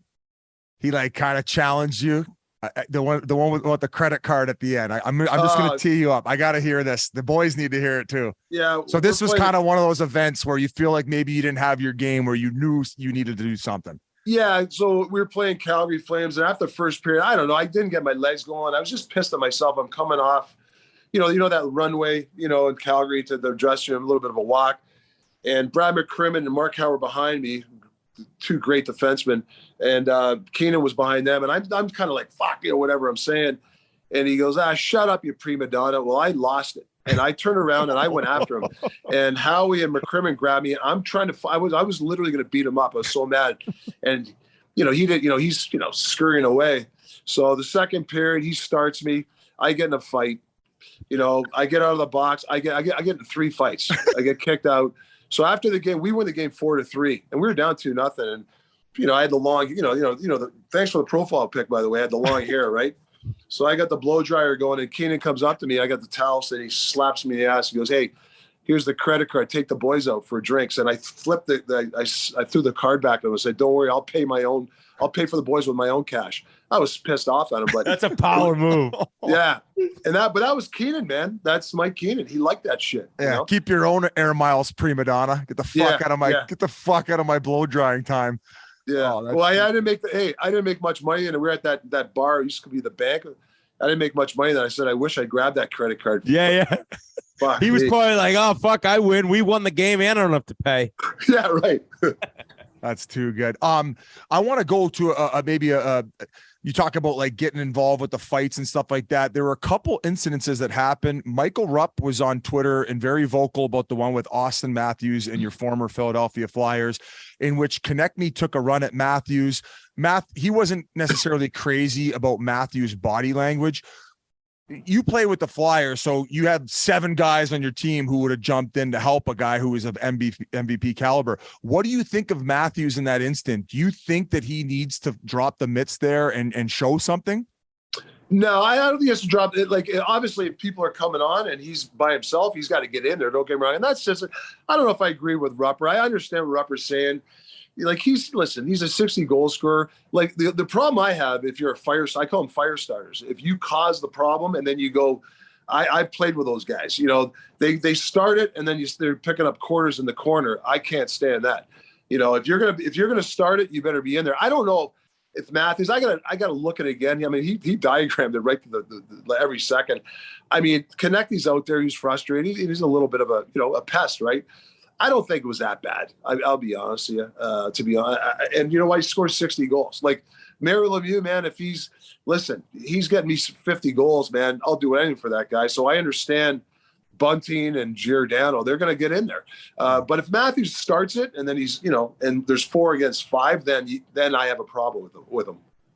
The other incident I was just going to bring up quickly, Tocc, was with Hyman and Jamie Benn. Now, maybe not Hyman against Ben, but he belittled him on the ice, knocked the stick out of his hands and flicked it away. This could be a potential meeting come playoff time with the way that Dallas is playing. You got to send the message, not Hyman, but somebody else has to grab Ben there or on a following shift. Yeah, I agree with you. But here's the thing. It doesn't happen as much nowadays, but back in the day, and I'll tell you, my good buddy Craig Berube was the best. If that happens, I'm going after their star. I'm going after Robertson. I'm going to go grab him. Like, if you want to do that, and listen, Hyman's a different situation because, he's a good player, but he's not a star player. But if you have a guy taking advantage of somebody, sometimes don't even go fight their tough guy. Go after another star player. That's what I would do. We used to do that back in the day. It's a warning to their bench. I know Craig Berube. A real quick story. We played the Rangers last game of the year. We were going to the playoffs. They weren't. Remember a guy named Dale Puritan? Oh yeah. He used to have Number Puritan 5 tattooed on his back. Well, they called him up for they call him the Purifier. And he was skating around warm up, and when you stretch out, it's a nothing game for us. And Keith Jones is stretching, and he's yelling at Puritan, "Hey, Purifier, try this guy, Berube," right? And Chief's like, "Come on, that's the last game of the year. I don't want to fight this goofball," right? Well, anyways, long short, he starts running around. So Chief stops in the middle of the game, goes to the Rangers bench, and goes to Brian Leach, the Hall of Fame defense. "Hey, Leachy, I'm going to fight this clown, but I'm going to tell you right now, I'm going to fight you first." And he pointed to the whole bench. Brian Leach got off the bench and told Puritan to settle down. And Puritan didn't do anything all game till the last shift, and then he went wild. And that's a true story. Bring it back to the old days. You're going to get me knocked out. That's exactly what happened. That's the game policing itself, and I fucking love that shit. Oh, but I also loved I actually loved that Ben, because it looked for a minute like they were buddies. I kind of loved how he's like, "Fuck you." Like there was also the whole we hate the buddy stuff biz, and Ben didn't give a shit. Yeah, it looked like there was a bit of tummy sticks going on. So maybe after Hyman put his arm around him, maybe that's when he was like, "Hey." But didn't all fairness to Ben, didn't Hyman drill somebody before that, a hit? I didn't see that game. Yeah, I think I know, like, it was a cleanup, but he buried some guy. I think that's why it kind of started, escalated to that effect, I think. So I want to just quickly go back to St. Louis. I know we moved on with those. I just wanted to talk to you about those 2 specific topics because you played with Lemieux, and I'm not comparing Lemieux to Austin Matthews, but they obviously have a very high echelon of caliber. So should he be answering his own bell? But back to St. Louis, if they are not or a bubble team or maybe outside of a playoff picture, do you see them maybe moving on from Tarasenko or O'Reilly before the deadline? Like, could you see that? I mean, I'd be shocked if if a month from now we're talking about this team is out of the race. Like they have a good group of forwards there. That's the one thing I like about their team. I remember Biz, I was bullish on them. The defense, I'm a little nervous now because there's some characteristics. But I mean, at Christmas time, I mean, if you see if O'Reilly's really struggling, Tarasenko, yeah, I think you have to visit that. Tarasenko's a UFA. Both of them are. O'Reilly. Yeah, I think. You hate to say it because, they've meant so much of the Blues, but, you're in the business of winning. When do you pull the plug? I think I'm with you. I really like their team, and like Kyrou, no assists, 3. It's like, this is bound to change, I would think. So if I'm a Blues fan, I'm not hitting the panic button yet. Now, talk to me in 2 weeks. If they go 2-6 in the next 2 weeks, then it's like, holy shit. Right. Yeah. Well, I want to ask you guys, like Kyrou and Thomas were so good last year, and they've struggled a little bit. I know that, analytics, I think they turned the puck over most on their team. I think young players, I'm not saying it was easy for them last year, but they did come out pretty well. I mean, Kyrou was an all-star and Thomas played great for him. Maybe they got to dial it back a bit and start playing more of a team game to get out of this funk. It's not about, there's a certain time to be creative and do your thing, but there's certain times to play the team system. So maybe those guys, maybe they need a little help. And as a veteran guy, when you're not playing well, it's tough for you to go to the young guy and tell him what to do. That's tough too. One takeaway is Perron was severely underrated in his time there. I think that they're really, really missing him right now. Not only power play, but just you talked about that compete and maybe the lack of fight that you're not seeing, guys. I think that that's a guy who would bring him in the battle. Biz, you're right. You got to have those. And I'm a David Perron fan. I had him in Pittsburgh. Chief, he's a feisty guy, even in practice. Sometimes you need those players that drag people in practice. Sometimes you have fluff practices for 2-3 days. Eventually you need a guy to, hey, one-on-ones in front of the net. Somebody gets a stick up, maybe there's a little bit of a pushing and shoving. I'm not saying fight your teammate and knock a guy out, but it's okay to be feisty. And I like those guys in practice. Every once in a while, they drag everybody, and all of a sudden, it's more business-like in practice.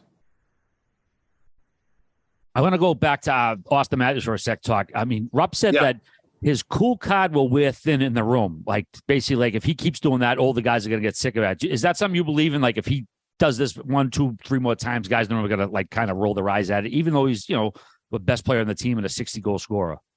Yeah, I know what you're saying. I think a guy like I'm a bit like I like Giordano. He's a warrior. What is he, 38 years old, and he's played a lot of years. Like, he's a type of guy, if he thinks it's a problem, he'll grab him, hey, away from the rink. Hey, Austin, maybe do this and that. I don't think he's afraid to say that. You need those older guys, even if it's a star player. Wayne Gretzky, he had Lee Fogel, the older guys back in the day, pull him aside.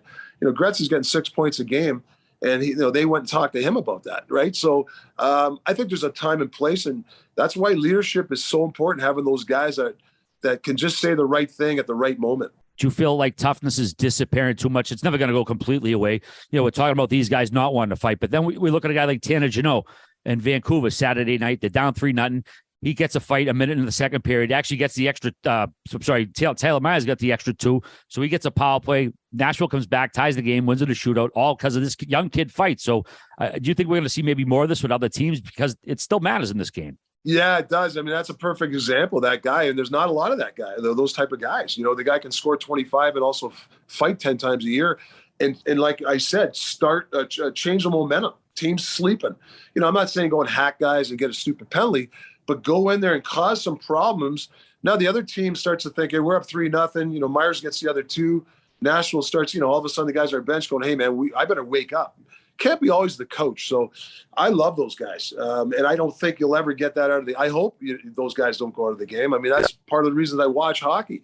I don't want to watch power play games all night. I don't want to watch, hey, listen, I like a 6-5 game as good as anybody, but I want to see some, good, tough hockey where you're defending right, or there's a battle in front, and where if a guy's scoring a goal, it's a tough goal. But I also want to see Matthews go through, or McDavid go through 5 guys and score. I love that too. So we just got to be careful. We don't keep changing the rules all the time. So we got, we make these games where it's, it's all-star game hockey. And guys are like dinosaurs who do that. You look at the next coming of Christ when this Wi-Fi in Montreal, everybody's raving about him, where it was like every team would have one new player a year that was going around, running around like a madman, willing to scrap anyone just to have a job in the National Hockey League level. And I think that they're almost alienating them at the minor levels and even, like, let's say OHL in the junior ranks, because you can't, if you fight 5 times, I think you're like out of the league. They put you in prison like Hannibal Lecter with the fucking mask on.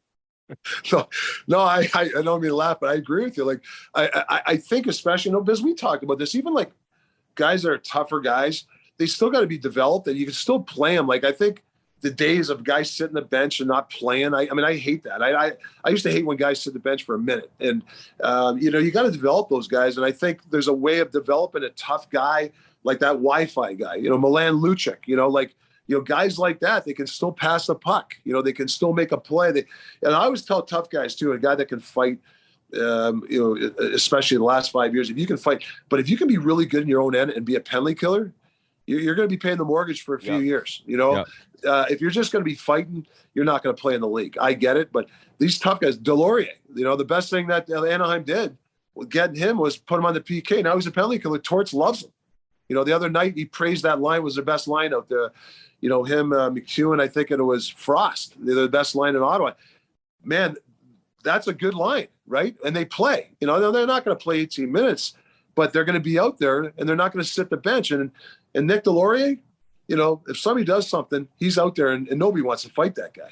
Yeah, and for the 12 minutes he's going to play, the other team's D are going to have their arseholes puckered up the entire night. Yeah.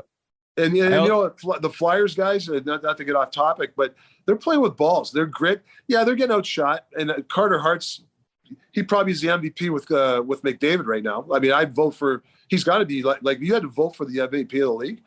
It's obviously Connor McDavid, but he's right there. This guy's incredible this year, but their team's playing with balls, and I think that's why they've had the success they've had so far. I would love to be a goalie and have Torts the coach of my team because he's making sure everyone blocks shots, and that's true. And before my last question to you, I'll say about the physicality and the fighting. You would think it'd be the opposite with the way the game's going, but there is no better time than now for a 15 or a 14 or 15-year-old kid to be able to say, I'm gonna be a motherfucker on the ice. I'm gonna be dirty. People hate hearing it, and I'm gonna be willing to fight because there's no better time now for a guy like that to get into the NHL and make some money because there's so few of them. They all want to score TikTok goals, right? I know, but if there's a couple kids who are like, "Hey, I'm gonna just absolutely be a prick," then they'll make some dough. My last question to you Let's is: do a Spittin Chiclets hockey school where we just breed mutants. Yeah. Yup. Yeah. I don't hate that. RA can teach him how to Actually, I'm not even going to say that. Talk this, we're whatever 10 to 15 games in. Give me your cup final right now. Oh man, that's a tough one because I know. Listen, and Biz knows the way I am. I hate media. We change our narratives every week. Oh, I told you this team's going to play great, and all of a sudden next one they stick. MO. Biz, you're on the roller coaster ride. If I go on 6 different shows, I do 6 different finals. Just that way I can hit one of them. But I am impressed Still with don't. Dallas. I mean, they got the goaltending right. I mean, I love that Andre, and they've slotted. It seems like guys are slotted there, and they seem to. Hey, listen, I could see them be in the Final Four now, but I'm not ready to crown them yet. I mean, there's still plenty of hockey left. In the other divisions, in the East, I mean, I'm not ready to give it to Boston either. Boston's, obviously had a hell of a start, but I mean, I'm not going to say they're going to be in the finals either. All right, get your hand out of your pants. Hey, how about Robertson? By the way, misses camp. I think he's already got 19 points. That kid. Speaking of MVP player. candidates, yeah. Holy shit. He's silky, man. He's one of those guys, he reminds me a little bit of Nifty Middleton, Rick Middleton. He's just kind of, he's in and out. He scores like weird goals and he's a very talented guy, but he's a very silky player. A winger that drives the play too. Rick, I want to ask you one. If you do get back behind the bench, what is your philosophy going to be when one of your players gets hit in a hard, clean check and one of your other players goes after the guy? What's your take on that? Do you want your players doing that, or does it depend on the situation, or what? Well, it depends on personality, right? Some guys just don't have it in them. And nowadays, as a coach, back in the day, you could give it to a player. You got to get out there and fight. You'll get sued now. You're very conscious about that. No, I'm being serious. I obviously would preach team toughness. Your players in there, we got to get in there. I mean, there's a way of doing it, but hopefully your GM supplies you with some guys. Is there Tanner Jones out there that can help you out and play that and drag people in? That's even a guy like Kadri, he's a pain in the ass to play. He'll hit you, but he'll also score. I mean, those are good guys to have in your locker room. But as a coach, you can't have guys out to dry, and your star player taking a beating. You got to stick up, and that might be, if a guy doesn't have that personality, go after the other player's best player. Sometimes that works. And, make it uncomfortable. And sometimes as a player, it's uncomfortable if you're not a guy. And I'm not preaching fighting, but do something that you've never used to. It's uncomfortable to you. Spoken like a true Flyer. I love it. I fucking love it. Oh, Tocc, you're the best. We appreciate you coming. I know you and Biz are going to dinner right now, so get your wallet ready and have a blast. And we'll catch up with you soon. Charles Barkley's paying tonight. Oh, fuck. Well, you see the deal he got? He's paying. You're exactly right. Yeah. Oh, Biz, you drank 7 Speaking about paying Biz. mortgages, he's going to be paying mine after that fucking Connie. All right, boys. Good seeing you guys. Tocc, thanks so much. See you, buddy. Best. Once again, big thanks to our buddy Tocc for jumping on with us. Always a pleasure to talk to our guy, Tocc. Knows his stuff. Hopefully he gets behind the bench soon. Okay, before we go any further, here's a word from our friends at Sport Clips. Sport Clips Haircuts has developed an all-new relaxing blend of chamomile, lavender, and eucalyptus for their hot steamed towel. If you want to try this new scent, you've got to make sure and ask for the MVP haircut experience. It comes with a hot towel, a massaging shampoo, and of course, a great-looking haircut. Doesn't matter if you're balding or you have the noggin of a Sasquatch. Sport Clip stylists have been specifically trained to cut men's hair. They've literally seen it all. Just another reason why Sport Clips is the pros in men's hair. Biz, Columbus and Colorado went to Finland last week, had a couple games. No surprise. Colorado dusted them, outscored them 11-4. Blue Jays have lost 5 straight. They're dead last in the NHL. Their preseason expectations weren't high, but they're 3-9. They've lost all 9 losses in regulation. They're a cap team. I mean, what's the future of this team? Is Jamo going to have to make moves? What kind of moves can he make? What are you thinking of the situation here with Columbus? Well, They I suck. didn't think they were going to be this bad. Neither did I. I told you to shut up when I think it was RA. You might have said, oh, they're going to be brutal in the predictions. And I was like, hey, pipe down. They got Johnny Ham and Cheese working the PP with our boy Laine, the fashionista of the National Hockey League. But this is fucking ugly. This is where I expected Chicago to be at and playing like. And there were some pretty strong comments coming out of Columbus. And I think it might have even been Patrick Laine himself who said him about the trip entirely. Yeah, he said, it sucks. I'm kind of wishing that this trip had never happened after this. I feel like it was just a waste of time for us. It sucks. That's all I've got to say. Well, yeah, you guys got trounced in both games. I'm sure the Avs didn't hate it that much. They probably had a time and a half after they sweat. McKinnon had about 40 points in the 2 games. Then they went out and just lit up Helsinki. Yeah. Meanwhile, the Blue Jackets are licking their wounds after getting trounced and dummied 2 games in a row in Laine's home country. So I understand why he's furious. These trips are tough, though. You look at it and it just crushes it crushes like you can almost say 10 days to 2 weeks of these guys, because even the Avs, when they get back, you're just on another. People who've traveled over to Europe, it's a kick in the dick when you get home. It's not that bad when you get there. It's getting home trying to get back into the swing of things. It's also a little bit easier to go start the year because usually you go over there and you get settled in a little bit. You play an exhibition game against whatever country's team wants to play you, like a local team or whatever, what have you. And then on top of that, when you get back, you usually get a few extra days in order to settle in. We saw it with Nashville when they played San Jose, but look at how Nashville's played since they've been back. So you mentioned that jet lag and how much it factors in. I know we are still in the beginning parts of the season, but I think it's a little bit bush league to ask the guys to go over there and they put this show on. Now, to compliment the venue and the fans and how everything went, it looked like it was a riot. And the European hockey fans bring a different type of energy, regardless come playoff time than regular season. They stand up, they do the chants, and it looked very lively.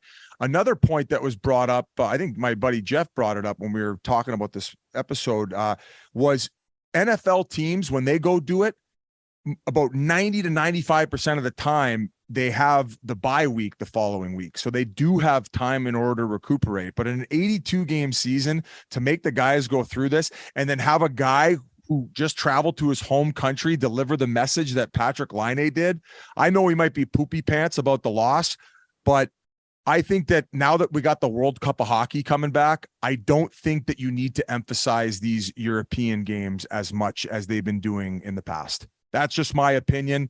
Do it with these special tournaments in order to grow the game internationally.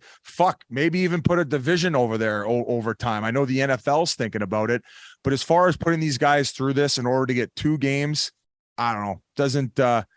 I don't agree with it in the midst of the season. Maybe to start the year, and that's coming from a guy who did it later in the year. Like the games were. Was it Friday, Saturday, or Saturday, Sunday? Friday, Saturday, and then the next game's Thursday here in North America. That's too much. Yes, but like even the Saturday game, like college football's on. It's on at like 2:00. Nobody's watching it around here, I don't think. I know, granted, it isn't for the people here, but when you go back to the Blue Jackets, you hate to put it all on goaltending, which I'm not doing, but Former's Leakins. I mean, his save percentage is .863. Korpisalo just came back, played his first game in Finland. He got lit up. And then Tarasov he's played 5 of the games. He's .893. So it's like they're not getting a save. Gaudreau's got 5 goals. The next highest scorer's got 3. It's just it's an ugly situation right now. Cole Sillinger hasn't scored yet. That's a young kid coming off a really good rookie season. It's just everything. It's a house of horrors. It is good to go start the year there from a team bonding standpoint, like right at the beginning. Because I actually did it with Pittsburgh, and then we did it in Prague when I was playing with the Coyotes when we played against Boston. But in the same breath, put a better matchup. Like why not give him a full week off afterward? Why don't you send Connor McDavid against McKinnon? Why are you teeing up like a Stanley Cup champion? Because they don't want to waste the gate for those two, because in the road cities they go to, it's such a huge deal that they don't want to force like the Blue Jackets fans to get to see McDavid that season. You know what I mean? Well, so they punished what? Each team gets a home game over there. So I mean, look at the Avs gate. They're selling out every game. That's I mean, Nashville probably sells out or close to sells out every game. So I think I'd rather. Go ahead, Biz. No, I just rather see two juggernauts go at it, so it would get more focus. I think that when Gretzky was in his heydays, they would send him to do all these games. Gretzky was telling me he'd play in like 11 exhibition games to go grow the game. So why not put two beasts against each other instead of just teeing one up for a blowout that nobody wants to watch? I think the idea is to have guys from those countries or those areas to play in front of the home crowd. That's why, we had Laine, we had Mikko Rantanen on Colorado, Terry Lehkonen. So there were a lot of Finns playing in this. It was a big deal over there for the Finns. So I think it's based more on that than non-stars from other countries. I'm sure Finland appreciated Laine's comments. Back to the Xbox. Yeah, I think they know that was probably maybe about the whole season. But on the outside, Mikko Rantanen, he lit up his homeland, hat trick in 1 game, 3 goals, 2 assists, 5 points in 2 games total. Fellow Finn Terry Lehkonen added a goal. Nate Dogg had 7 assists. Mackay had a goal and 4 assists. Actually, Nate Dogg was the second star of the week. And this is a pretty cool story. Czech teammate Martin Kaut, I'm not sure if I'm saying that right. He had a goal and an assist. His first points since February of 2020. Well, his mother, his father, and his girlfriend parents came from the Czech Republic. It was his father's first time ever seeing him play in the NHL. He's only seen him in the AHL and other leagues. So that was a pretty cool story. They got to go see him there. Not the home country, but pretty cool stuff. And Forget what I said. Every team should have to go play a game over there. Forget what I said. Just delete it, G. Unfortunately, we also have some sad news from Colorado this week. Peter McNabb, he's been their announcer since the team moved to Colorado. He was a longtime Bruin here in Boston, a guy I love to watch play. He passed away at 70 years old. He was diagnosed with cancer last year. He actually kept working through his treatments. He could see he was sick, but he kept coming to work every day. And then apparently the cancer came back recently, and we lost him suddenly over the weekend. And guys, we do lose people in the world and hockey world or whatever, and you have to go online and read the tributes. But there was something different about Peter's tributes. They were so heartfelt. They were so nice. The people took their time to write about it. Adrian Data from Denver, he wrote a beautiful piece. Peter Baugh, he writes for The Athletic. He just started covering hockey 2 years ago, and he wrote this beautiful piece about him. I had tears in my eyes reading it, just the way he conveyed how much Peter was nice to him, and everybody around this guy loved the guy, and it was just such a sad loss. And we just want to, again, extend our deepest condolences to his family, his friends, the Avalanche family. And I don't know if you guys ever had any run-ins with him or interactions with him over the years. Just seeing him around the rink, and like you mentioned, RA, the amount of people, the outpouring of just messages about how unreal of a guy he was, and just a true beauty. And it's a very, very difficult loss for the entire hockey community. Everyone, exactly. the message I loved, different tweets I read, that he loved the game of hockey so much. And then so when you're around him at the rink, you could just sense that every day he like couldn't believe, not only was it his job as a player, now he was still in the game. He was still doing the broadcasting, and he was so happy to be a part of the game of hockey that I think people who covered other teams and played for other teams just appreciated how happy he was every day at the rink. And that's what it's all about. So rest in peace. We feel so sorry for his family and friends, but what a legacy he left behind, right? And the shitty thing is, it's like we've mentioned this many times on the show. You hear 70 years old, and it's like you get older. It's not that old. Like I know that sounds crazy. You know, everyone out listening, you know, a lot of 70-year-olds, they're not that old. They're doing great. It's like just gone too soon. But what a guy it seemed like he was. I didn't know him personally, but you're right. All right, it was really special to read what people really thought about him as a friend and kind of a coworker. Yeah, my favorite number 8 in black and gold back in the 70s. And Godspeed, Maxie. Everybody loved you, pal. Okay, got to move along right now. The Florida Panthers, we're going to go on to. They made the biggest trade of the offseason. I haven't exactly been setting the world on fire, but the player they did trade for has Matthew Tkachuk, 5 goals, 12 assists, 30 penalty minutes in his 12 games so far. The Cats, like I said, 7-5. What'd you say? Anacornia. I don't know what that means. I thought, isn't a cornea like part of your eye? Cornea. Cornea, yeah. Well, you're listing off his I stats. thought you were He's talking got about one. Anna Kournikova. I was That's what I did. Yeah, I did. Really want to know ya. Anna Kournikova. By the way, I think she's still married to She bangs. Enrique Iglesias. You will be that's my Ricky. hero, I think I said baby. Ricky Martin. Ricky Martin. Yeah, pretty sure it wasn't Ricky Martin. Anyways, he's fucking Eric Kournikova. Yeah, he is. Panthers, they haven't won or lost more than 2 in a row. 7-5-1, 15 points. Only a point back of second place, but like I said, they haven't ran away with it. And then what was it? Sunday night or Saturday night? We're watching Matthew Tkachuk, who we're going to bring on shortly, and he's mixing it up with Jonathan Quick at the front of the net, and he may or may not have got the stick in his eye intentionally. Well, the league thought he did. They gave him a 2-game suspension. We just discussed it a few minutes before that. Any final thoughts on the Panthers before we send it over to Chuck, boys? They're mid. So mid.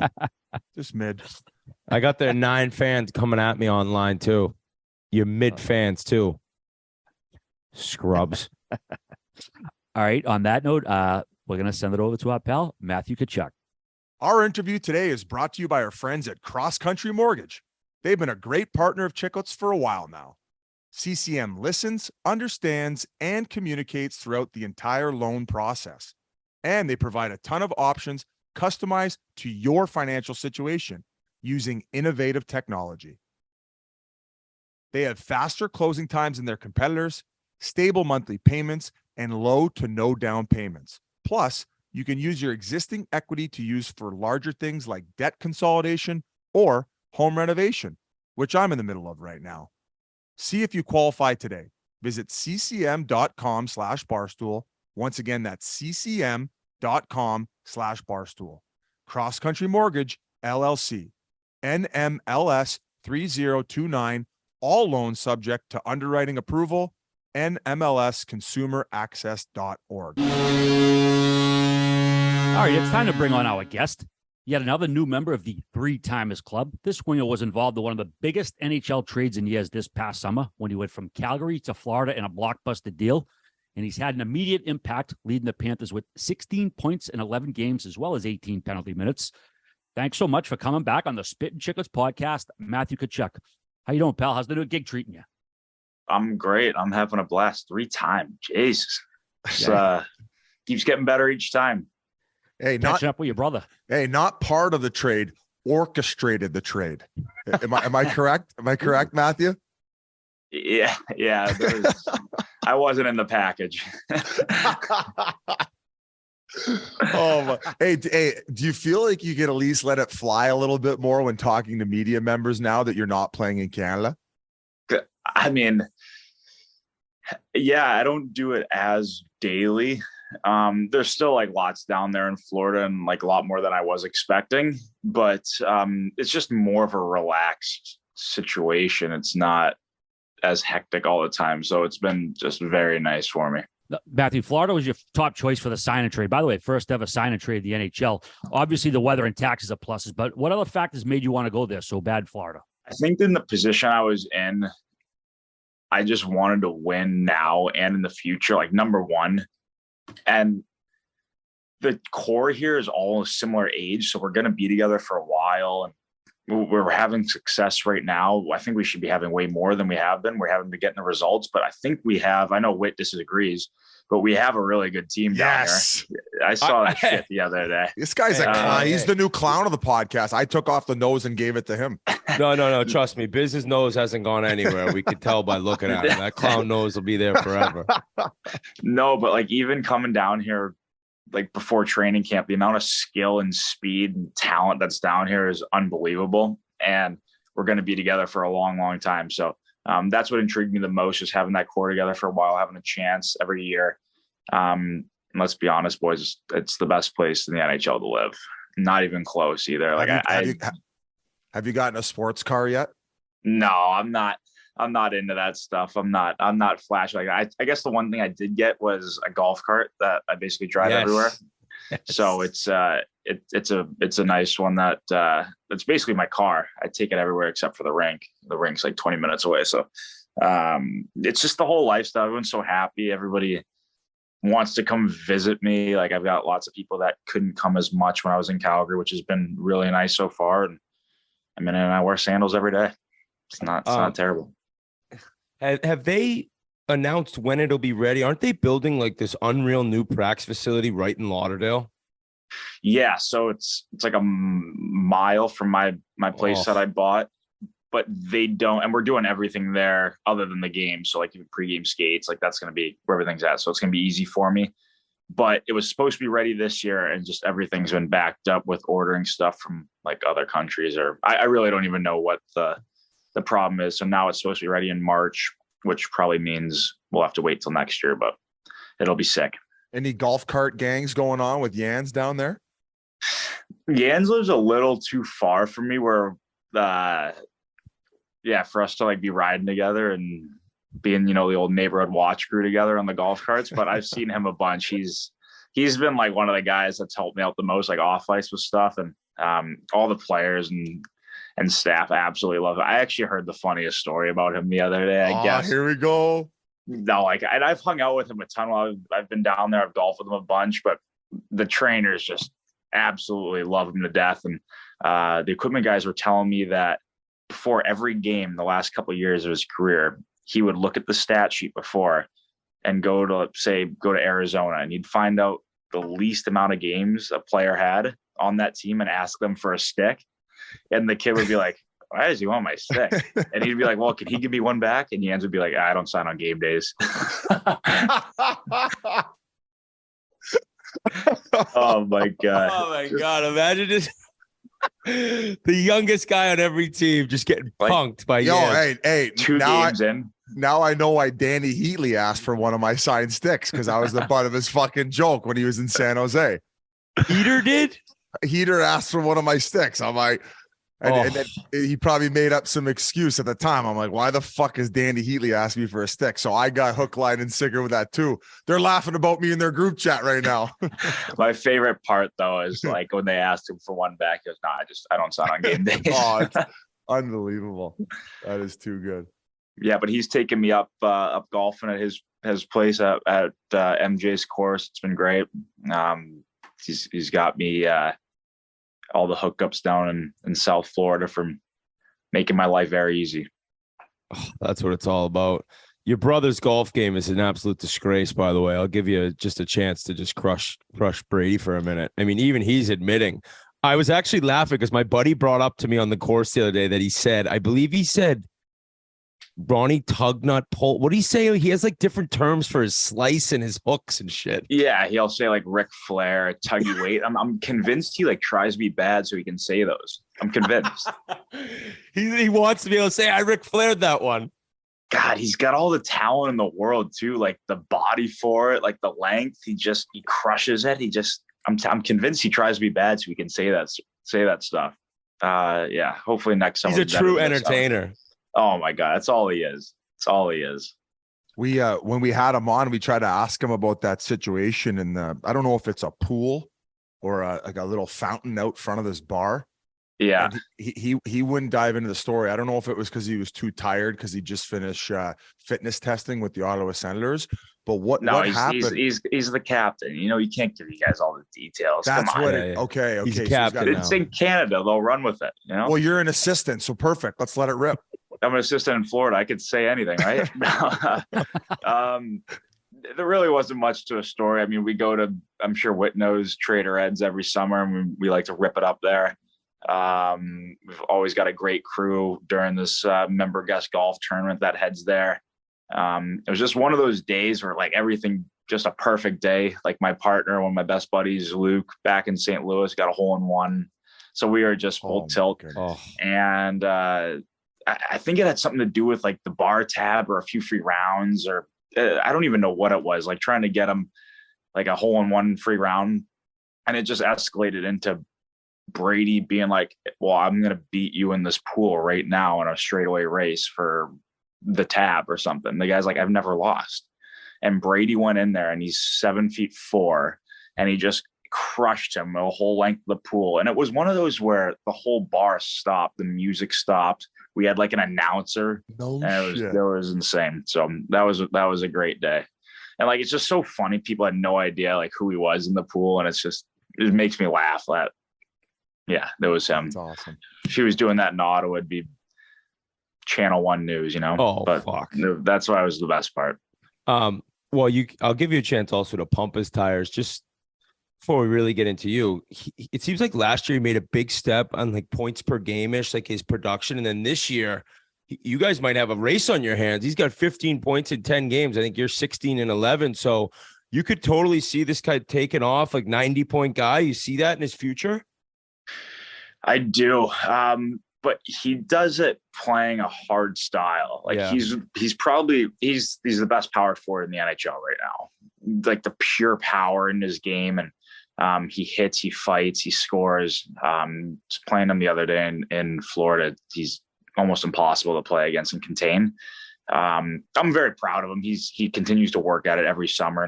And he always had the offense, but maybe not the offense that some of the other guys throughout the league had, but he's putting it all together. And yeah, he's going to score 40 one year. He's going to do all that stuff. And he's probably going to do it while fighting 10 times. Like there's nobody in the NHL like him anymore. And he's the most legit power forward we have in the league right now. You said he works at it in the summer. Is he also doing like jiu-jitsu or anything like body wise to like for positioning in front of the net? Like what type of drills is he doing specifically for power forward stuff?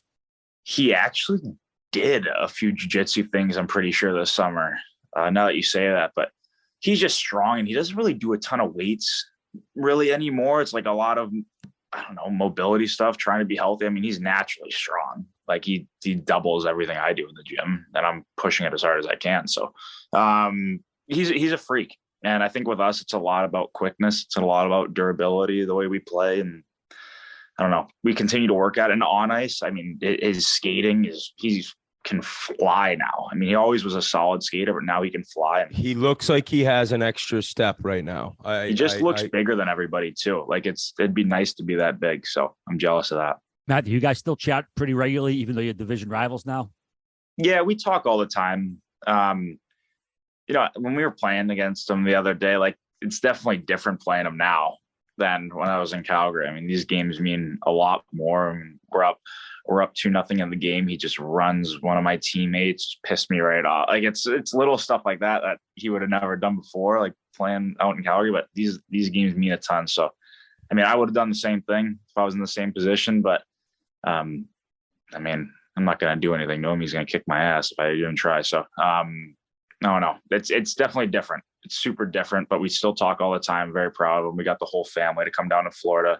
It's weird now that I'm in Florida, everybody wants to come to the games now. So we had a big crew down last Saturday. So we got to hang out all day Friday with them, and they actually stayed over Saturday after. So had a little party after that as well. So I'm lucky that everybody can come down 4 times now instead of 2.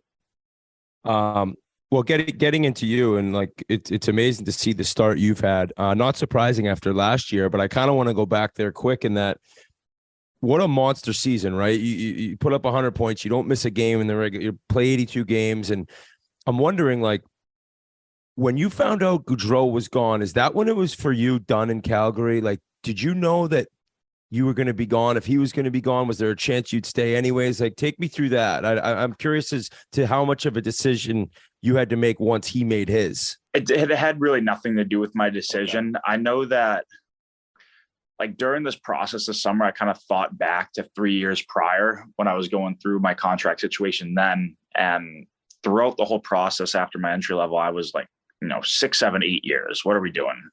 And nothing really came from it. And finally, last second, Brad, who's one of the best and one of my favorite guys in hockey, he's been awesome to me and everything throughout both contracts. He was great.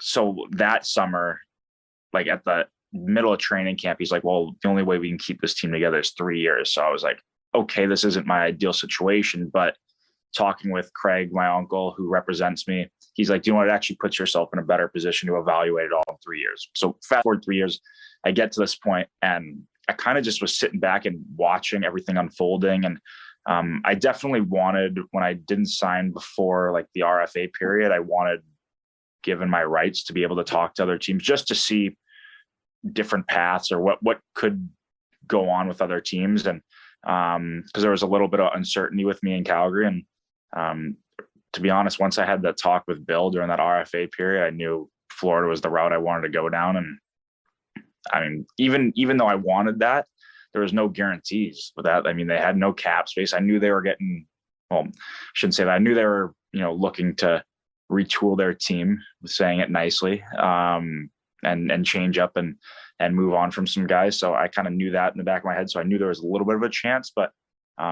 even though they were my number one team, there was no guarantee. So the day I got the call, I was super happy and working with Tree with Craig, Tree, Bill, and obviously myself, it just made the process go that much smoother. And I think once I realized too that I wanted to go down the other path, the big thing with me was not like stringing Calgary along. I mean, I could have easily waited it out, put them in a terrible position and even gone back for another year. And that makes it even way harder for them. So it was way easier for me to work with them on this. And I don't know, I feel like everybody helped each other out. Matthew, you're a new city, new team, new conference, new division. Has it been a major adjustment or has it been pretty easy considering all the changes you've had? I feel very lucky because it's been super easy, and I'm not sure if that's how it is for most guys who get traded, but the guys here are unbelievable. The trainers are top notch. Everybody off the ice and in the community, like guys like Jans and former players like Jovo, guys have helped me out a ton. Just getting acclimated, anything I need, and all that. Like the hardest part, like the on ice part's easy. I mean, we've got a new coach, so I guess that's a little bit challenging for everybody, new systems and stuff. But at the end of the day, we're NHL hockey players. I mean, the on ice is the easiest part. I think it's more the off ice and the living and everything. And I mean, my second day there, I found a house, got to move in right away. And I mean, it's all the little stuff happened super seamless. So I got very lucky. I want to go back to Daryl. What about him throwing shade there in the media? Did you hear him? Did you hear that cop? Yeah, I get that I get that stuff sent to me all the time from my friends. So no love lost there. Like, hey, with friends like that, who needs enemies? You guys know I'm not allowed to talk on this. Come on, are you serious? Wow. Okay, shit. I didn't. So like, had you called Daryl at some point to let him know you weren't coming back, or? No. Okay. Oh shit. No, okay. that was more of that was moving on. I feel like people wouldn't be Moving on. calling coaches though, Biz. I mean, maybe it's like, you don't talk to the coach about shit like that. No, I thought maybe you go like work a day on the farm and let him know it'd be softly, maybe like a big cookout at the end and I'm good. Bye. I'm good. Now going back to Calgary though, and the time with your teammates there, like obviously, like did you get a chance to talk to Johnny after he made his decision? I did. It was a weird time though, weird time in summer where everything was going on. So we just talked for the first couple of days after that, like before my decision was even made. And I mean, I'm super happy for him. Like we had such a great few years together, but at this point in his life and what he wants, it's a perfect situation where he's in Columbus and he's loving it. I've talked to him recently. He loves the guys. The guys have been awesome to him as well. And he loves living there. So I'm happy for his situation that panned out and he got exactly what he wanted also. You made the Battle of Alberta so entertaining, and then immediately with some great quotes talked about the Battle of Florida that's turned into this pretty impressive I forget. aggressive rivalry. Sorry to interrupt. Don't you and Biz, which team do you guys root for again? He rooted for you guys, the team Teams. that blew the second round series, and I rooted for the guys who beat you. And then I shaved his head on national TV. Yeah, that happened. Yeah. So he's a little upset. But quickly about that new Florida rivalry. First game against the Lightning, you had 1-1. You took a 2-minute slashing penalty on Kucherov and then another roughing penalty on him. So is that kind of the guy you're like, all right, this is who I'm going to target when we play against these guys? Or is it just everyone in the blue? No, I think I was more upset with his hit in the second period on Barkey. And that's just, I didn't really care who it was that touched Barkey. Nobody touches him. I know McDavid's on another level. I know Makar's same way on another level, but I throw Barkey right in with those guys. He's the most special talent I've ever seen. So that's what Yandel says too. It's crazy when you hear NHL players talk about him like this. It's insane. It's insane. And it's just like little skills that he has that nobody else has. You could throw a pass 2 feet off the ice, knuckling, and it's just cradled right away. It's insane. It's the most talent I've ever seen. When I watched you guys at ASU, and we'll get to your experience in that mullet barn, there was about like 3 or 4 passes that just get sent in his way, and he'll just go right skate the stick every time. Like the little subtleties of skill. So can we get your stamp of approval? Still the most underrated player in the league? For sure, but I don't know how he's still underrated. I don't get how he's played 10 plus years and he's still considered underrated. It doesn't make sense to me. He's back at the top of the list. I think he was most underrated player for 7 years. And then a few people sent out a couple tweets and people went nuts saying this guy can't win it every fucking year. It's been 7 years now, the most underrated. Yeah. Maybe I shouldn't say he's the most underrated though, to still keep him under the radar so he can keep doing his thing. So, if he played anywhere else, he'd be considered top 3 in the league. Going back to ASU, what was your experience like at Mullet? I know you guys lost the game. You guys must have been getting crippled the night before to that team. No, it's so much better. Like I actually liked it. I loved it. I thought it was a great environment. I mean, it's in great location. The other rink, obviously, they probably had a couple more people, but it's so far. And I obviously had some years, in Arizona. And like when I would go back, that's the area of town we'd be in. And that's the most happening part. And I don't know, it's easier for all the people in Scottsdale, obviously Tempe. And I don't know, it's just more convenient. I actually love the atmosphere in there. They're doing a good job.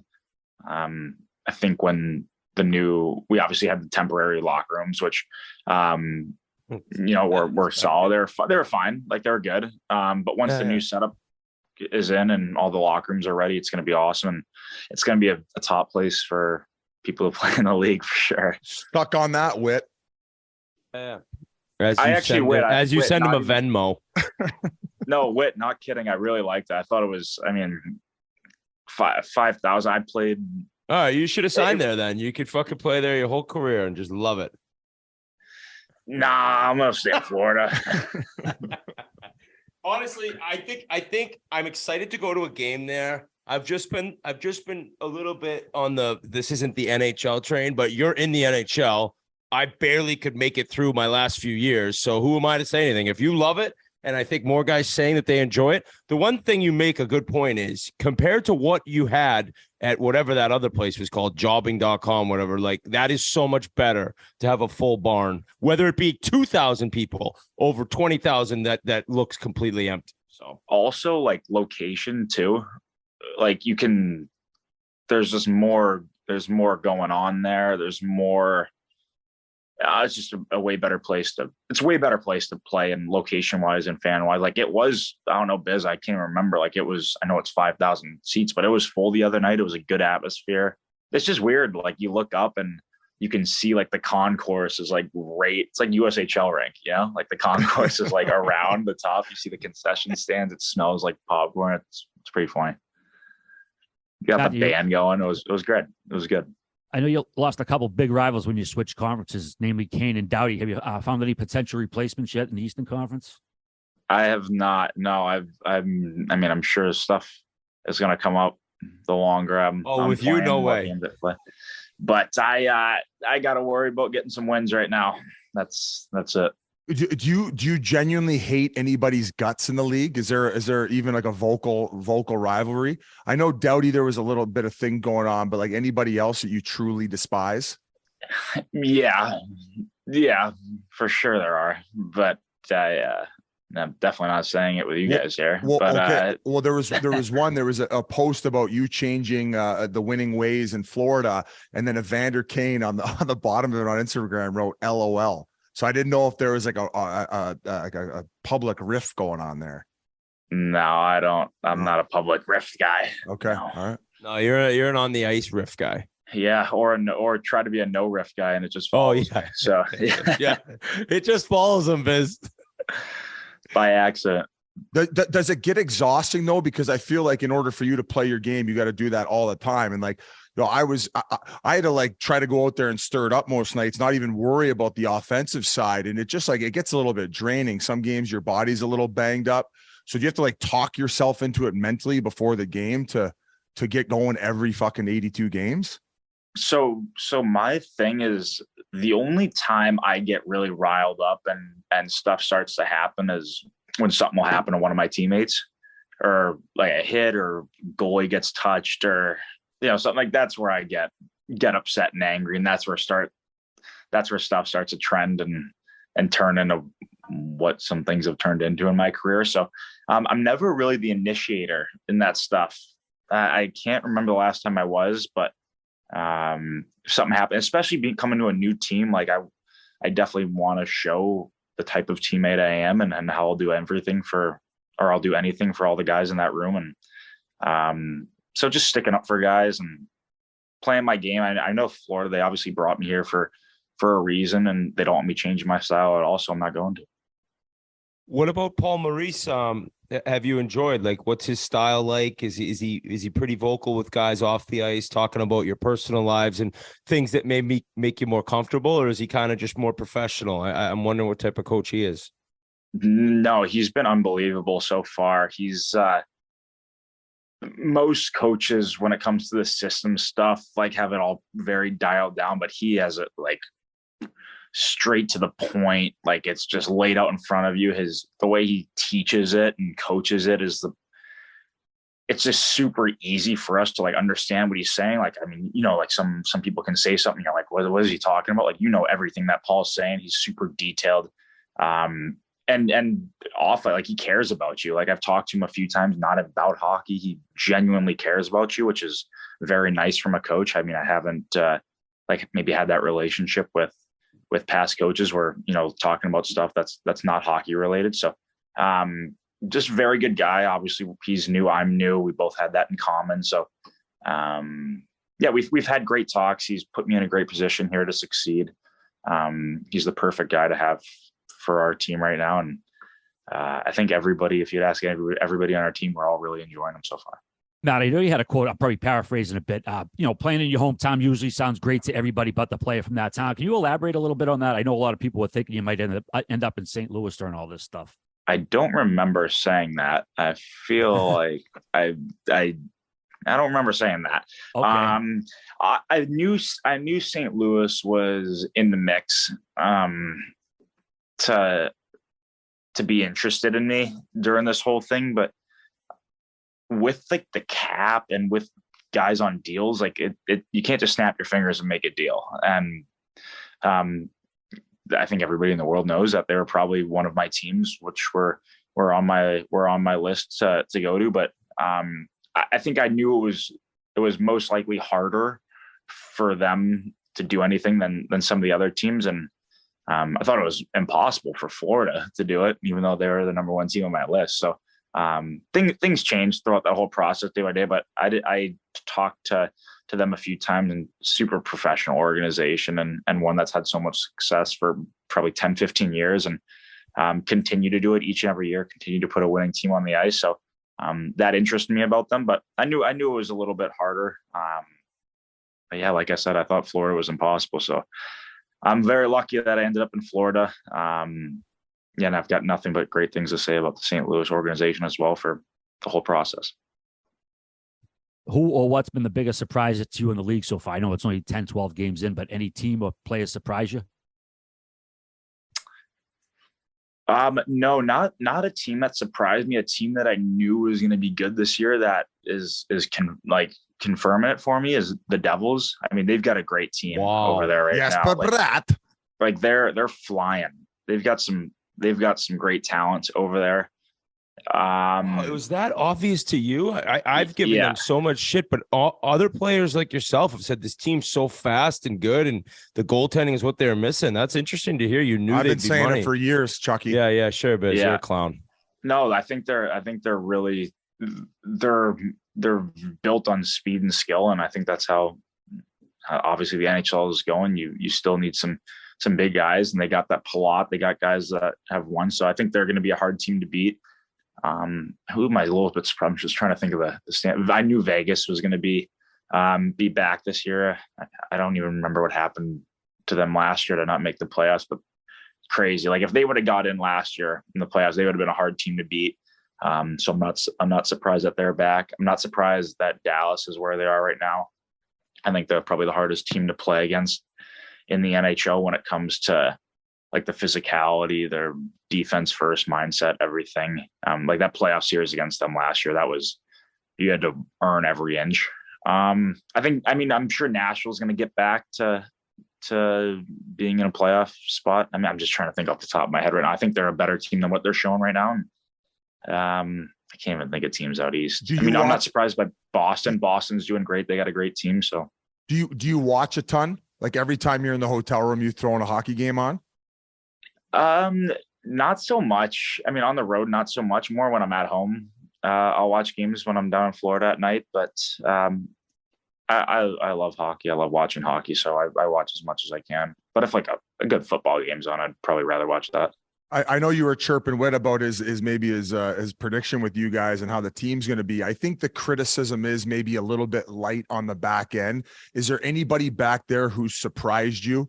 And what would you say to people who are that's the criticism of the team, where they're really concerned about the back end? You guys are front heavy. I would not be concerned at all about our back end. They have impressed me so much. We play so fast. They all can skate. They all can move the puck. They're always so. As an offensive guy, the thing that helps you create a lot of offense is having like 4 guys in the rush, 5 guys in the rush. Like that's where a lot of your offense comes from, is having active D. And they all do that. I mean, I think Gustav Forsling, if we're going to talk about underrated players in the NHL, he's right up there. He's right up there at the top. I mean, Brandon Montour has had an amazing start. Even Mahura coming in, we got him from Anaheim. He's been awesome. Yeah. What's his story? Him up off waiver. He's been amazing for us so far.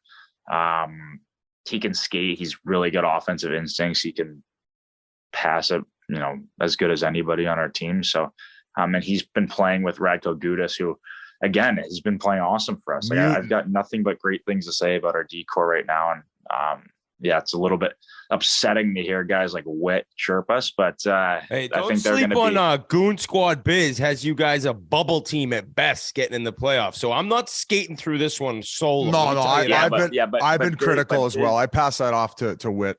Yeah, but Biz also was on the Calgary train last year with me, so he gets about. That's what I'm saying. That's what I'm saying. I'm not going to be hard on him and Daryl for not making adjustments and figuring out that fucking neutral zone, for fuck's sake. Well, maybe me and Biz could get a Tampa, Florida. Blame that on me. So I love it. Little jab back. But that Forsling though. Where did he come over from? Chicago, right? I'm trying to think, but if I can remember a few years ago, he might have been either traded.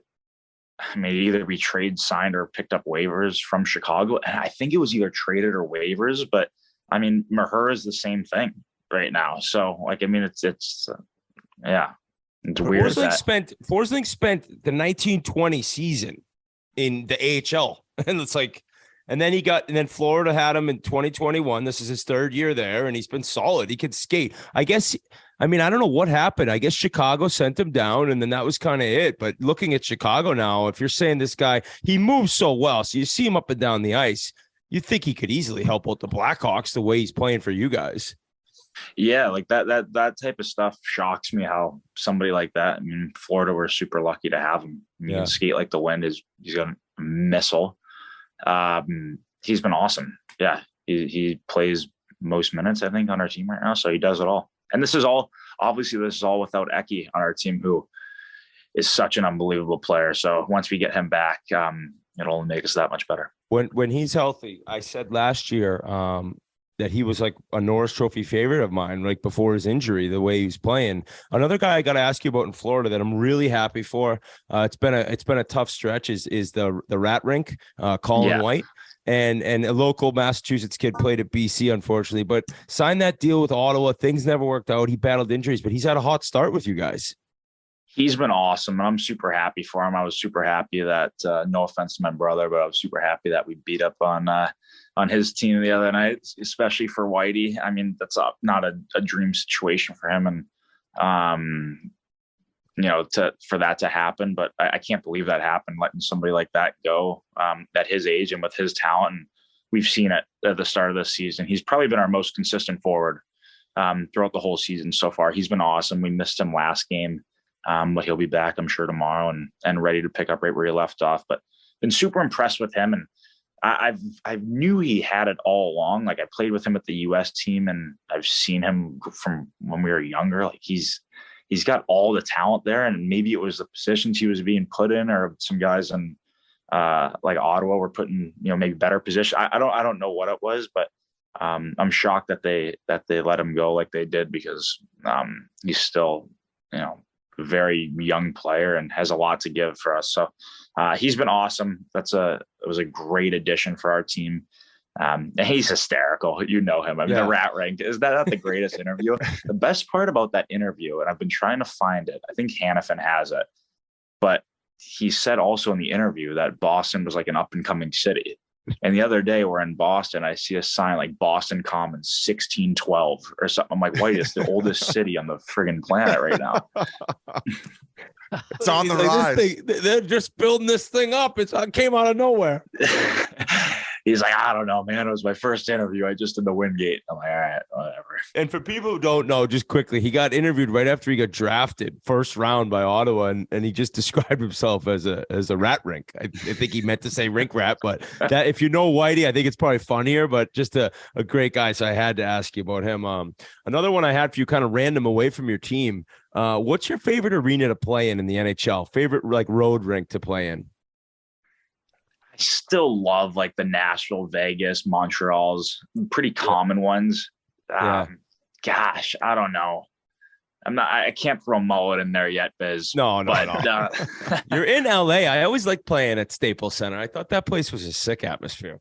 I was just looking out my window. It's like Staples Center, crypto bullshit. I don't even know what it's called. It's called something different every time I come here, but always a good place. And now, like, coming here, it's only come here once it's weird, really weird going from like conference to conference. Now you come here one time a year and you're here for like a week. So normally I'm used to coming here at least 2 times a year. So is that where some of the dough's going? Crypto? Are you into that shit?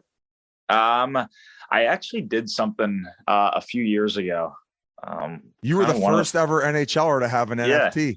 Well, then why would you ask me if you knew the answer? But that's not crypto. That's not crypto. Oh, is it not? Oh, see, that's how much I know about it.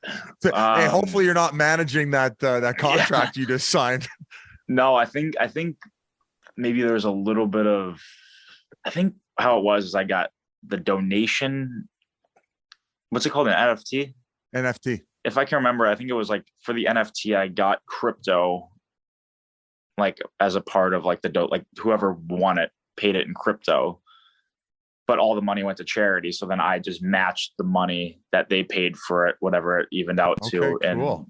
And then I donated that money. So I kept the crypto. So I think I got some, like a little amount in crypto somewhere. Hopefully it's crushing it. Like, God, I've got no idea. I'm looking at this NFT. It's pretty sick. Are you scoring a goal or just getting a shot on net with No, it's in between your legs? No, he's putting McDavid's head off the dasher. Yeah. No, I think if I can remember, I think it was the Nashville OT one. So is that when you did the trick shot between your legs? Yeah, that's what look at it, Biz, on Google. It's sick. I got lucky. Very lucky. What a modest really? guy. You're not practicing that? No, I'm not practicing, but I probably should. I tried it last night and hit Reimer right in the stomach. So maybe I should get practicing more. I could imagine you getting back to the bench if you wouldn't have scored that, and Daryl just losing his fucking mind. No, he wasn't. He wasn't there yet. Oh, he wasn't there. No, I was playing an OT then. So yeah, that was before his time. Who are the jesters in the locker room in Florida, and then who? What? I must have missed the joke. Why the fuck are you laughing so hard? With? Daryl didn't play him in OTs. He's like, that's when I used to play at OTs. That's like the perfect Matthew Tkachuk chirp right there. It's so good that Dummy Biz doesn't even get it already. No, I was thinking about my next question. I come on, I can't do two things at once here. I'm a guy. I have a penis. But who are the jesters in the locker room in Florida? And were any of the guys able to dress up for Halloween? Did you have a Halloween party with the team? We did. We had a Halloween party at a great spot probably a week ago. I got this really cool rooftop overlooking like some of the downtown Florida. I'm pretty sure you could see the beach in the distance. I obviously can't remember. So I had a good time that night. I came as an avatar, which was a little bit, I think it was like 2 hours in the makeup and hair chair, getting braids and stuff. So, I mean, it's one night a year for Halloween. I love Halloween, so I like to go full out for it. There were some awesome costumes. I know.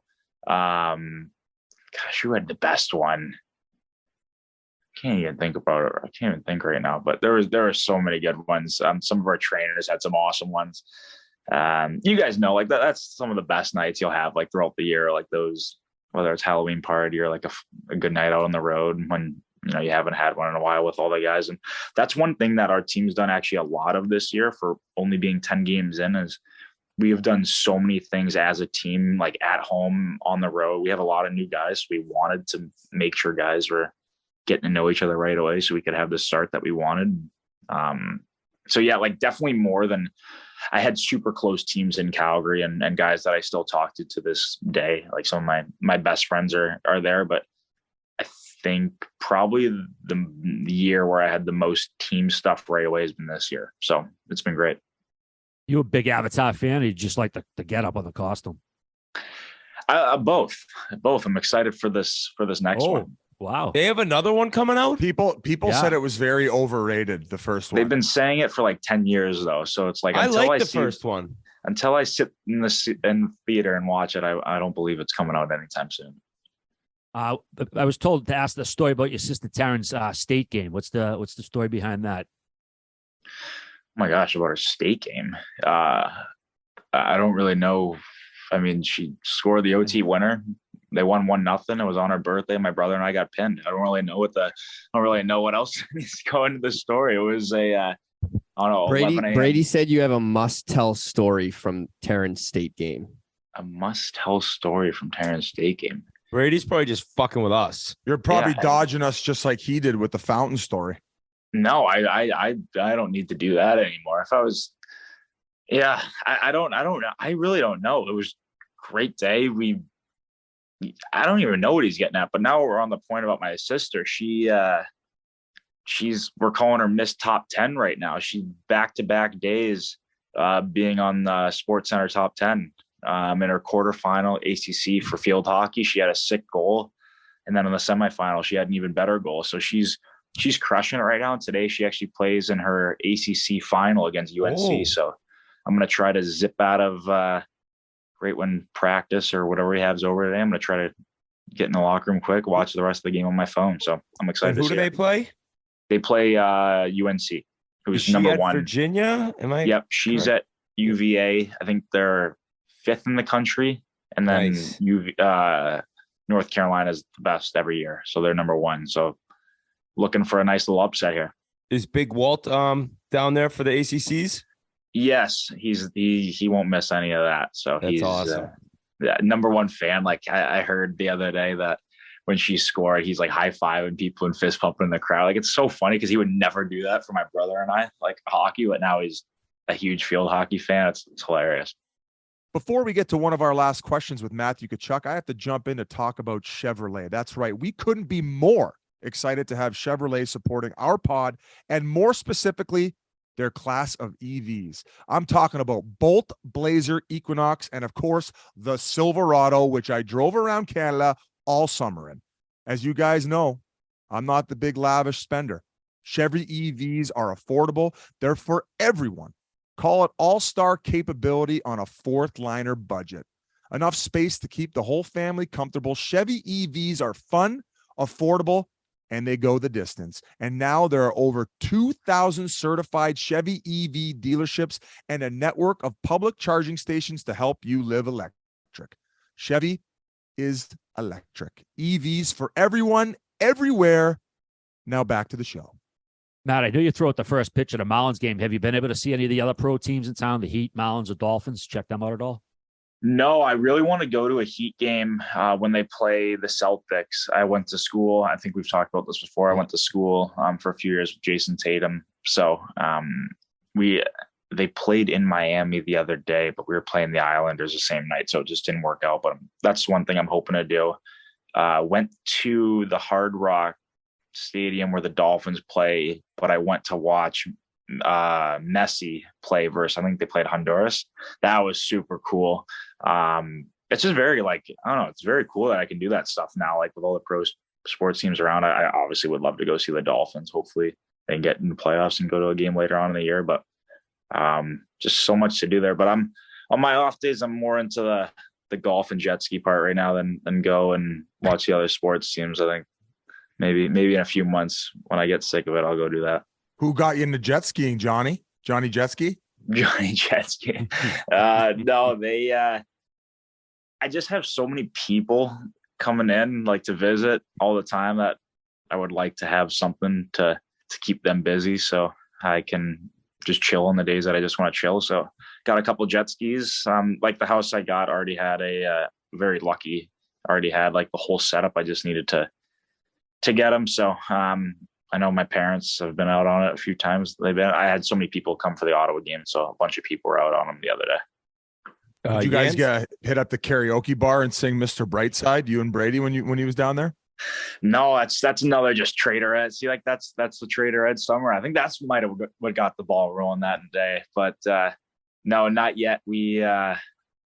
I'm sure this summer, I'd like to have more this summer when we have like a week or weekend to have all my buddies, like obviously my brother and some of our best buddies down to Florida for a week or weekend. But yeah, we'll worry about the season here first. After our sandbagger at the Ridge Club, we're going to Trader Joe's. Yeah, that's going to be our big day and night. I'm going to race them in the fountain. And loser of the sandbagger pays for the entire night. Yeah, for sure. Or the swim race.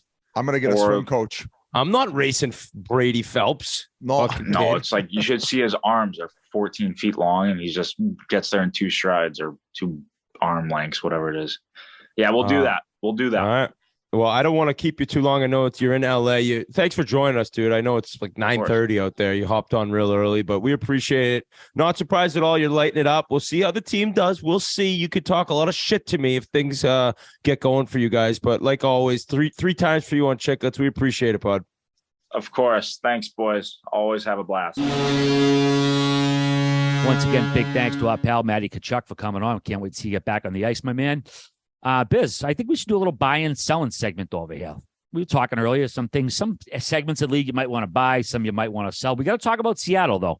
7-4-2, the second place in the Pacific, 4th straight win when they beat Pittsburgh the other night. Brandon Tanev, how about it? Game-winning goal versus old team. Martin Jones, I know when Seattle signed him, a few people snickered, but it was a pretty shrewd signing, a 1-year, $2 million deal. And Grubauer and Drija both got hurt. Right now, Martin Jones 5-3-1 in 5 of his 8 starts. save percentage of at least 938. Pretty good stuff. And also local lad Joey DeCourt, who played at Arizona State. He got his first win with the Kraken, so congrats to him. Very well-balanced scoring attack. All but one skater has at least a goal. How about Jamie Alexiak with 3 goals? Matty Beniers leads all rookies in points with 9. Dave Hackstall looks like he wants to win. He's not going to bend over for the front office biz. Are you buying or selling on the Seattle Kraken? I'm selling. I don't think they can maintain this. And the reason I'm saying that is because I hate that fucking buoy, which is probably the reason they turned things around ever since I called them out. But I think that overall, though, a very, very entertaining team to watch as of late. I think that Matty Beniers has a lot to do with it and that young energy in the lineup. You mentioned like one of their plans when they went and did the expansion draft was they got a bunch of players who could help lineups. Yanni Gord ended up coming over. Who are some other guys that I can't think of off the top of my head? Forward wise, Schwartz, Eberle being huge for me. Eberle, such a good all-around player. But I didn't feel like they really gelled last year, and I guess question marks ended up being on the coach. Right? Can the coach get him to play? What's their team identity? Grubauer ended up being a great signing at least for last year. But as far as I think everything turned when Hackstall wouldn't budge on the ice time for Shane Wright. And I think that set a good precedent as far as the guys are concerned, saying, hey, if you've earned your spot in this lineup and if you've been here putting the time and effort, we're not just going to slide you down the lineup because guys from up top are saying that certain guys need to make certain quotas as far as ice time is concerned. And then ever since, I think we talked about it on the one broadcast when that whole subject came up, whether he was going to get sent back to junior and whether he should be in and out of the lineup, that's when things started clicking, in my opinion. So it's good to see them starting to put a better foot forward. It had been brutal to watch last year. Really no energy in the lineup. That might be, in fact, because Tanev ended up getting injured in the second half of the year last year. I want to say he tore his ACL. He's another guy who impacts the lineup as far as his energy is concerned. So right now they just got all hands on deck. There isn't really one guy that sticks out more than the other. It's just a well-balanced lineup, and they found lightning in a bottle with a goaltender that they didn't expect. And also Vince Dunn, their puck-moving defenseman, he was rubbish in the first few games. We had him on the broadcast. The first 3 goals in the first period were his fault. Ever since then, his game started rounding out, and it looks like he's playing a lot better as well. Yeah, I'm selling them as a playoff team, but I think they're going to be right there the entire season. I think they finish kind of like, 9th to 11th ish in that conference. I think Burakovsky is a huge part of it. 2 Stanley Cups he won with Washington and Colorado, and he's already playing really well this year. So that's just another addition offensively that they have. I like the team a lot more than last year. Unbelievably, Grubauer doesn't even have a win. So I don't know. Is he hurt right now? Yeah. So, I mean, he played 2 games, a loss and an overtime loss, but the fact that they're doing it without him, and most people would have guessed prior to the year for them to be sitting second in the Pacific, a weekend in November, that he would have a bounce back season, and it hasn't been him. So I'm selling in terms of playoffs, but I like their team a lot more. I still am not sold on Hackstall, but that was a good move in terms of sticking to his guns. And Shane Wright, I mean, we talked about it. It's amazing. Like, Beniers is a year older than him. He's just so much better than him. It's like, I don't know if Shane Wright will ever be a real elite level NHL player. That's such a crazy take to make about an 18, 19-year-old, but I don't know. We'll see about the speed. Beniers makes them watchable night in and night out. We got them on the TNT broadcast against the Nashville Predators on Tuesday. There's a couple actually big games going on right now. I think pucks dropped. The Bruins are playing right now, but playing the Blues. Yeah, but I got my priorities hosting my show. Grinelli, buying or selling? Selling. This won't last. They're going to run out of steam. To be honest, I think they'll have a top 5 pick. I love the future here, like you guys said, but I don't see it. I think that they're going to run out of steam pretty soon. Future's bright. Future's bright. I'm going to be contrarian, Chuck. I'm going to say Grubauer gets healthy and they do sneak into the playoffs at some point. So I'm buying. Guys, before we go any further, hockey season is back in full swing, which means you're probably crushing some Pink Whitney or even some big deal brews while watching your favorite teams play. But I want to tell you about something that's going to help you wake up feeling your best. Yes, DHM Detox by No Days Wasted.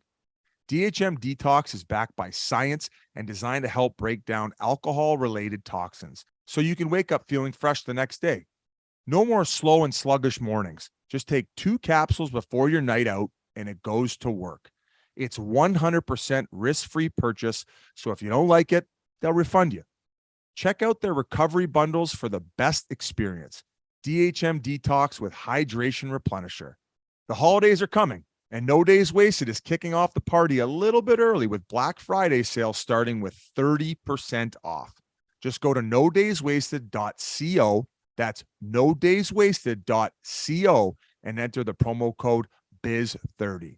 So thanks again for DHM Detox. Next up, buying or selling the virtual ads. A lot of people complain about it. I honestly don't even notice them. Other people get distracted by them. Whit, are you buying or selling virtual ads? I'm buying them in the sense that they don't bother me. The first night I was like, whoa, like I saw like a puck going around the boards and I was just like, that's different. But like anything, people love to complain. And I think even the people who are bitching and whining about them now probably don't even realize that it's happening. So buying more money for the teams, more money for the league, I'm fine with it. Sell.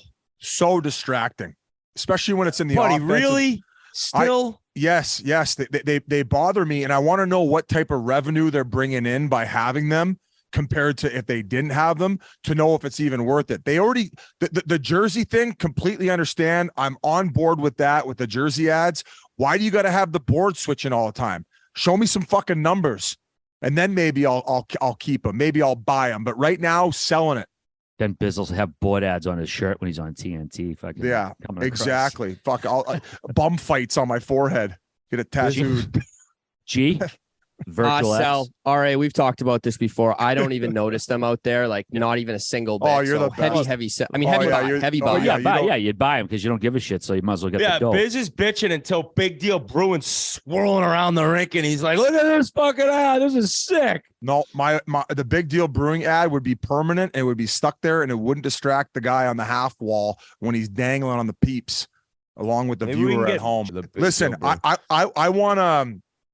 I want a Twitter. I know Instagram's tough because you can only do the comments, but I want a Twitter poll on how many people are selling the board ads, the virtual board ads. Get them off. Get them off, Gary. Just make sure it's not too funny and Elon Musk fucking deletes it. He's having. Why would he delete? Dude, he's having a hell of a run. Twitter's been funnier in the last fucking week than it's ever been. Like he bought something he probably was not really too experienced in, and like things. Are just Buddy, he got bent blowing over. up everywhere. He got He bent got over. bent over. Now he's like, "Oh, comedy is free," and then it's like, "Oh, if you make fun of me, like, then I'm gonna suspend you." It's like it's hilarious. He's just like he doesn't know what he's doing. He didn't create this company. He bought it to whatever reason he fucking bought it, and it's just falling apart. And it's fucking hilarious. Well, to it's watch like 'cause- the richest man in the world. Is he whatever? One of the richest men in the world. You might be able to take anyone and everything down until you come to grips with the internet being undefeated, and the internet will run you right over.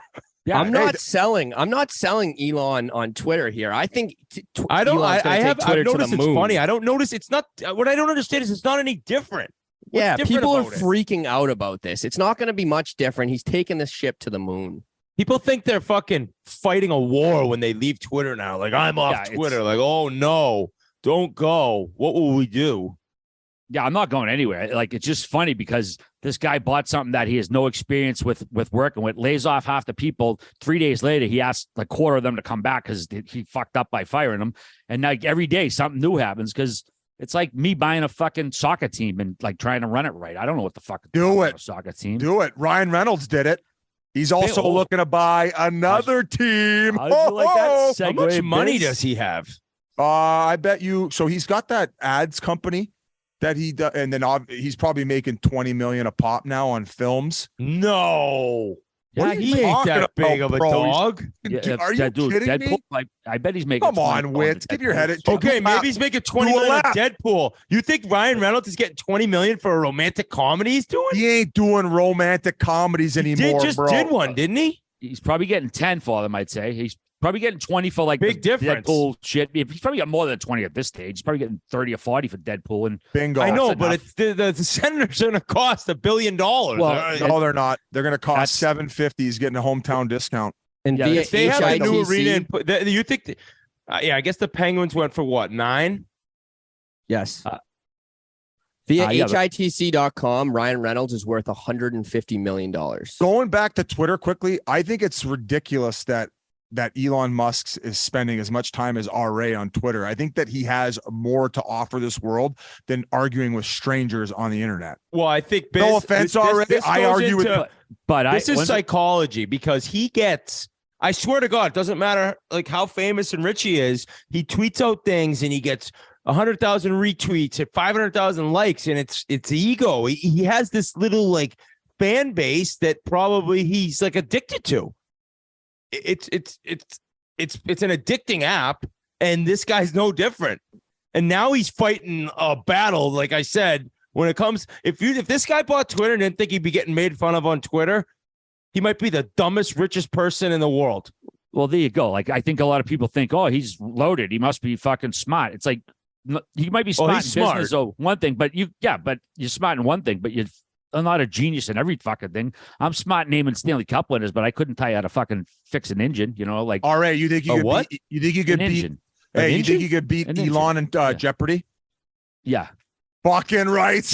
No chance. Zero Wow. chance. No, you can RA, beat Elon Musk. I'm on your side, RA. I'm buying RA. I bet you. I'm not going going to immediately say no. That's a great. I mean, He's one of the smartest guys on earth. There's zero. I know, chance. but Jeopardy's How- different. What, Mike? Why is he one of the smartest people on earth? Tell Hey, me that. if he was so smart, he wouldn't have bought Twitter for $40 billion. There have been scientists, there have been well-educated people that have walked in the room with Elon Musk that have said that guy is Send- by far the George smartest Jetson. man I've ever Send me a met. link. Send me a link. I will. I will. All right. I on think Twitter, he is at considered one of the Slug. smarter people in the world. RA. I think Smarter there's- than all four of us sitting here. I think there's a lot of belief that he's very smart. Like, isn't his because he's very IQ loaded. like Yeah, crazy IQ's high? Fucking out. Here's my theory. He's much like Steve Jobs in a sense. He's good at delegating work and taking it from smart people. What do you think about that? I'm Team RA right now. Yeah, I Wait. mean, he didn't just like come up with this one idea by himself and become a zillionaire. Like, he got fucking seed money. He got money here and there. It's not as simple as him. Oh, I found this thing and I'm fucking rich and smart. It's not that. And I think the more he fucking tweets, you realize he ain't all that smart as it is. Like, he might be smart. In I his think businesses. the feedback from this should be incredible. I think He's Elon got the Musk, same IQ as Albert Einstein. Well, I think and the other thing- I So think that's he's shaking in his legit. boots. IQ, I think's legit. RA, just because Einstein's yours overrated. is 7. You can't just shake off IQ, RA. That's the test of telling how smart RA, someone he is. doesn't have no, street smarts. Street smarts is different. And this guy, like, Street smarts is I said different. it months ago, Paul. He was talking about free speech, and I laughed. I says, listen, free speech is something some governments give people. It's not a fucking universal global thing, even if people want that. Going on the internet isn't free speech, town square bullshit. Every country's different, has different rules. And now he has his town square, and he's fucking suspending accounts and telling people if they're fucking making fun of people, he's suspending them. He's doing the opposite of what he said. no, it's he not was- free speech. He's being a Are you fucking talking about the crybaby. parody stuff? That, among other stuff, yeah. So Like the you said, parody you stuff, call it parody. the parody stuff's bizarre. He says he's now suspending or no accounts that are parody accounts and don't name themselves as parody accounts will be allowed. I mean, I can't say I hate that. I'm undecided. But Why, you all don't right, like the the, other you don't aspect, like the left ear account? The left ear parody account on Twitter, Whit? well, I think they say they are a parody, so they get to stay. Wit's left ear. Fucking joke. What was the other thing I was just gonna say about his smarts and in Twitter? What did you just say, RA? That the whole free speech thing is full of shit. Like, Well, it the wasn't free about speech thing, all right. I want to say a lot of that had to do with the fact that if you were saying maybe don't get vaccinated for fucking COVID, you were getting blanked on Twitter. I mean, do you agree with that? Free speech, when your free speech is impinged upon, it's from the fucking government, not some tech person, not some website. No. During During COVID, that's wrong, bro. That's 100% And wrong. RA, I'll The say government this. wasn't saying you can't say to not be vaccinated. Twitter and Instagram and all that shit was. I think Mind we fucking washed. cross streams there. I'm talking about his I'm First talking Amendment about shit. an Okay. example of what he meant by free speech being whatever, ignored or not allowed. Do you not agree with that? He thought this is all for free speech. I disagree that it's all about free speech because not everybody has free speech. That it's you're voluntarily signing up for a computer program, a computer site where you sign off and you check the box. So free speech is about the government taking away your fucking rights to say stuff. This is not that. The government is not involved with Twitter. Free speech, the First Amendment, that's the government coming down and saying you can't say that. That's not what's going on here. If a private company or your boss or anybody else says you can't say that because you work here or you sign these forms, that's fucking legal, dude. Free speech is about the government telling you you can't say this or that. Fuck you, government. That's not what's going on with Twitter. He's playing this free speech shit for bullshit. Fucking caught me. If Elon was so smart, he would have bought the Senators. Yeah, right. Hey, all of a sudden, he's like, "Where's the rink?" They're like, "We got to go 40 minutes to Canada." He's like, "Give me Twitter." No, let's build a tunnel. Yeah, let's build a hyper tunnel. And my cars will go there, and hopefully they won't blow up on the way. Ottawa Senators, a value of $655 million. Chump change. You just mentioned Ryan Reynolds. Yeah. He seems intrigued about buying it. Now, I don't know that he has that kind of money. He did buy that Wrexham Soccer Club in Wales with Rob McElhenney from It's Always Sunny in Philly.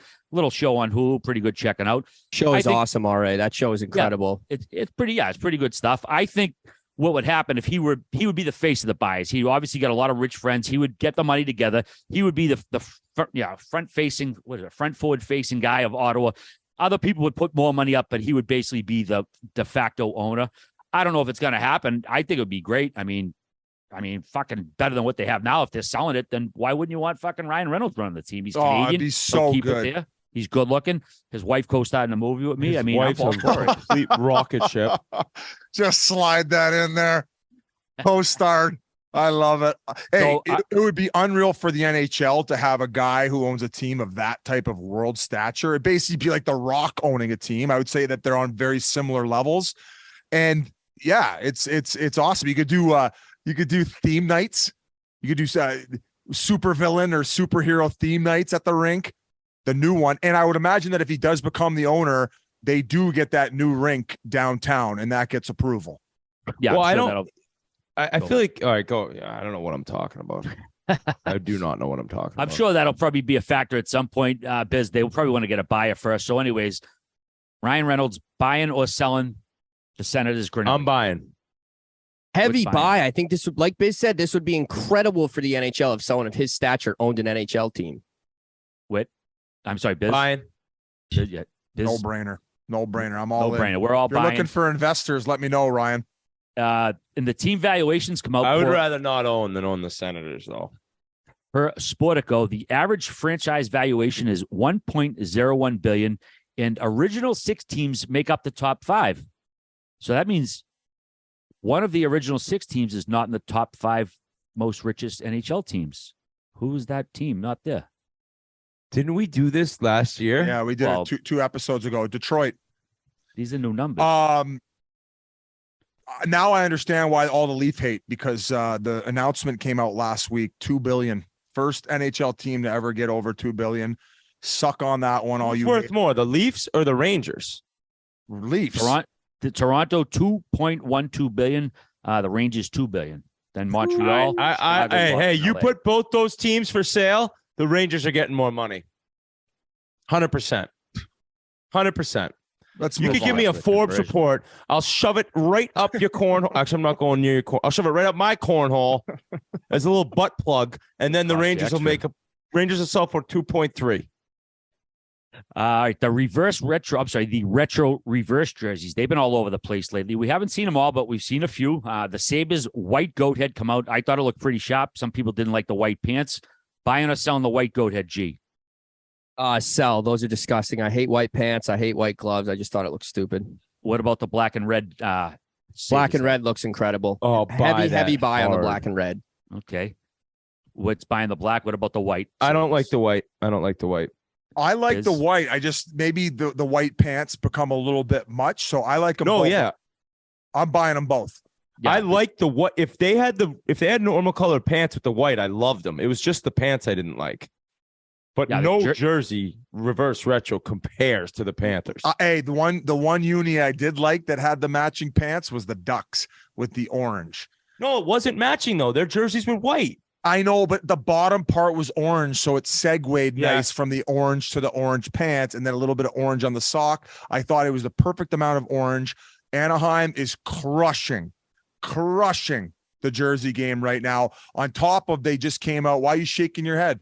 I don't like what Anaheim has. I wish they went to those old colors, like the turquoise colors from the Mighty Ducks Yeah, days. they just came out with those as well, though, with Adidas. They came out with the throwback from the Mighty Ducks movie and the Hawks, which are badass. So Adidas just killing the Jersey game right now. Some shitty ones. The Lightning were not that great. Brutal. Sell. Holy Sell. shit, those are brutal. I Stock is almost plummeting. texted Coop about those. What are you doing, buddy? You know, fucking losing. Oh yeah, I know. Humble He's brag. got a lot of saying what goes on with the Oh yeah, I jerseys. could text Coop. I'm the man. Elon Musk is stupid. Hey, Jake DeBrus puts the Bruins up 1-0. Pastrnak and Marchand's with the assist. DeBrus blocked a rocket shot by Falk a couple minutes ago. Justin Falk, and then scores. The Bruins are just buzzing. One last one. The Penguins, they had the Robo Penguin on. Jason Zucker scored, gave the Yaga salute. Yaga gave a little bit of criticism, made for some good content. No. He I wouldn't say it was criticism. We said shoot a little harder, I thought, at the end. But No, I know, sorry. but he said some people didn't like it. I loved it. You respect the players of my era. We had some great players. It was a funny video. I'll play the him at clip the end now. of it. I'll play the clip now. Okay, sorry. Hello, hockey fans. What about the salute Jason Zucker did when he scored? I was reading some comments. Some people like it, some people don't. I love it. And I feel like they show a lot of respect for our era, for our team, because we also had a lot of great players. So thank you, Penguins. Thank you, Jason. And by the way, Jason, keep working on your shot because it wasn't hard enough. I wouldn't think that that's criticism, but no one can salute the way Yags did. I didn't like the unis. I thought I'd like them, and it just, I mean, they also blew a lead against Buffalo. The Penguins are, oh my God. We'll talk. Yeah, we talked to Tocc already about that. We don't need to kick them down anymore. I didn't love those. Selling. One of the retro note, the Capitals were kind enough to send us some of their gear our way. I have yours at my house here. They got a nice sweatshirt. They sent a fanny pack, a bucket hat, and a couple of koozies with all the old school logos they sent to the house. Biz, your old buddy, Sergei Kocherov used to do your, what do you call it, PR stuff with the Coyotes, right? Yeah. He sent us some Washington Capitals jerseys. I haven't gotten mine yet. I'll get mine tomorrow, or when this episode comes out, on Tuesday at TNT. So shout out to Sergey. We had some great years in Arizona. Those were during our heydays. So ever since he left, things have gone downhill. Come back. Come back. Thank him for the kind gesture. And a couple more notes here. We have another rest in peace to the late Andrew Duncan. The name might not ring a bell with you instantly, but he portrayed perhaps the most underrated character in the best hockey movie ever, Slapshot. He played Jim Carr, the announcer in Slapshot. Just so many underrated lines in it. He was actually a second city vet from Chicago, had a movie career, but everybody knows him from Slapshot. You know, the whole Syracuse Bulldog speech he gives, you know, Ogie Oglethorpe and that country's refusal to accept him. Just iconic movie line. So very sad to hear that Andrew Duncan passed away. Jim Carr, Slapshot, man. If any of his family or friends are listening, our deepest sympathies. The guy had a huge role in the best sports movie ever, the best hockey movie ever. So did you guys watch the World Series, Whit? Did you watch Tico, Texas, lighting Houston up or what? Yeah. Congrats to the Houston Astros. I think a pretty legit title for them now. It's hard to really crush them now for the cheating win after getting this one. How about that Mattress Mac guy winning $70 million on the I think he had $10 million bet on the Astros, takes back 70. So that's a nice little payday. And I got to eat some shit for Halloween too. Last week, I laughed at all the Halloween urban myths about candy bars getting blades in them and kids getting gummies and all that. Well, psych RA. Winnipeg police report weed edibles were given out on Halloween. Chicago man allegedly hands out gummies after running out of candy. Raisins allegedly found among Halloween candy in Oregon. Stay hot, RA. But I will say, after 1,542 stories about rainbow fentanyl in the 2 months before Halloween, there wasn't one single story confirming it happened anywhere in the U.S. after Halloween. All right. Awesome. You were right about that one. Like, let's just continue with the fentanyl warnings with the issues we have and just be like, No doubt about that. I've calling changed the my media mind. bullshit. I'm back on Elon Musk team. for team Smart. Good luck with that. So before we finish, all right, is Elon Musk smart? I think he's smart in many areas. I don't think he's smart in all areas. Like every smart person, That's fair. You have your strengths. I mean, I'm smart in a lot of ways, and I'm a total dipshit in many other ways. So you heard But it. you do think you can beat him in Jeopardy? Confirmed. I think anybody could beat anybody in Jeopardy on any given night, depending on what the categories are. Yeah, and Besides those people who win like 30 shows in a row, like you're not getting any of them. Probably not, but whatever. I'll take him on any day of the week. Okay. Well, everyone, thanks for listening. We love you all. We'll be back next week with more action. Rough. Peace. Take care. Just all. the way your mother likes it, Trebek.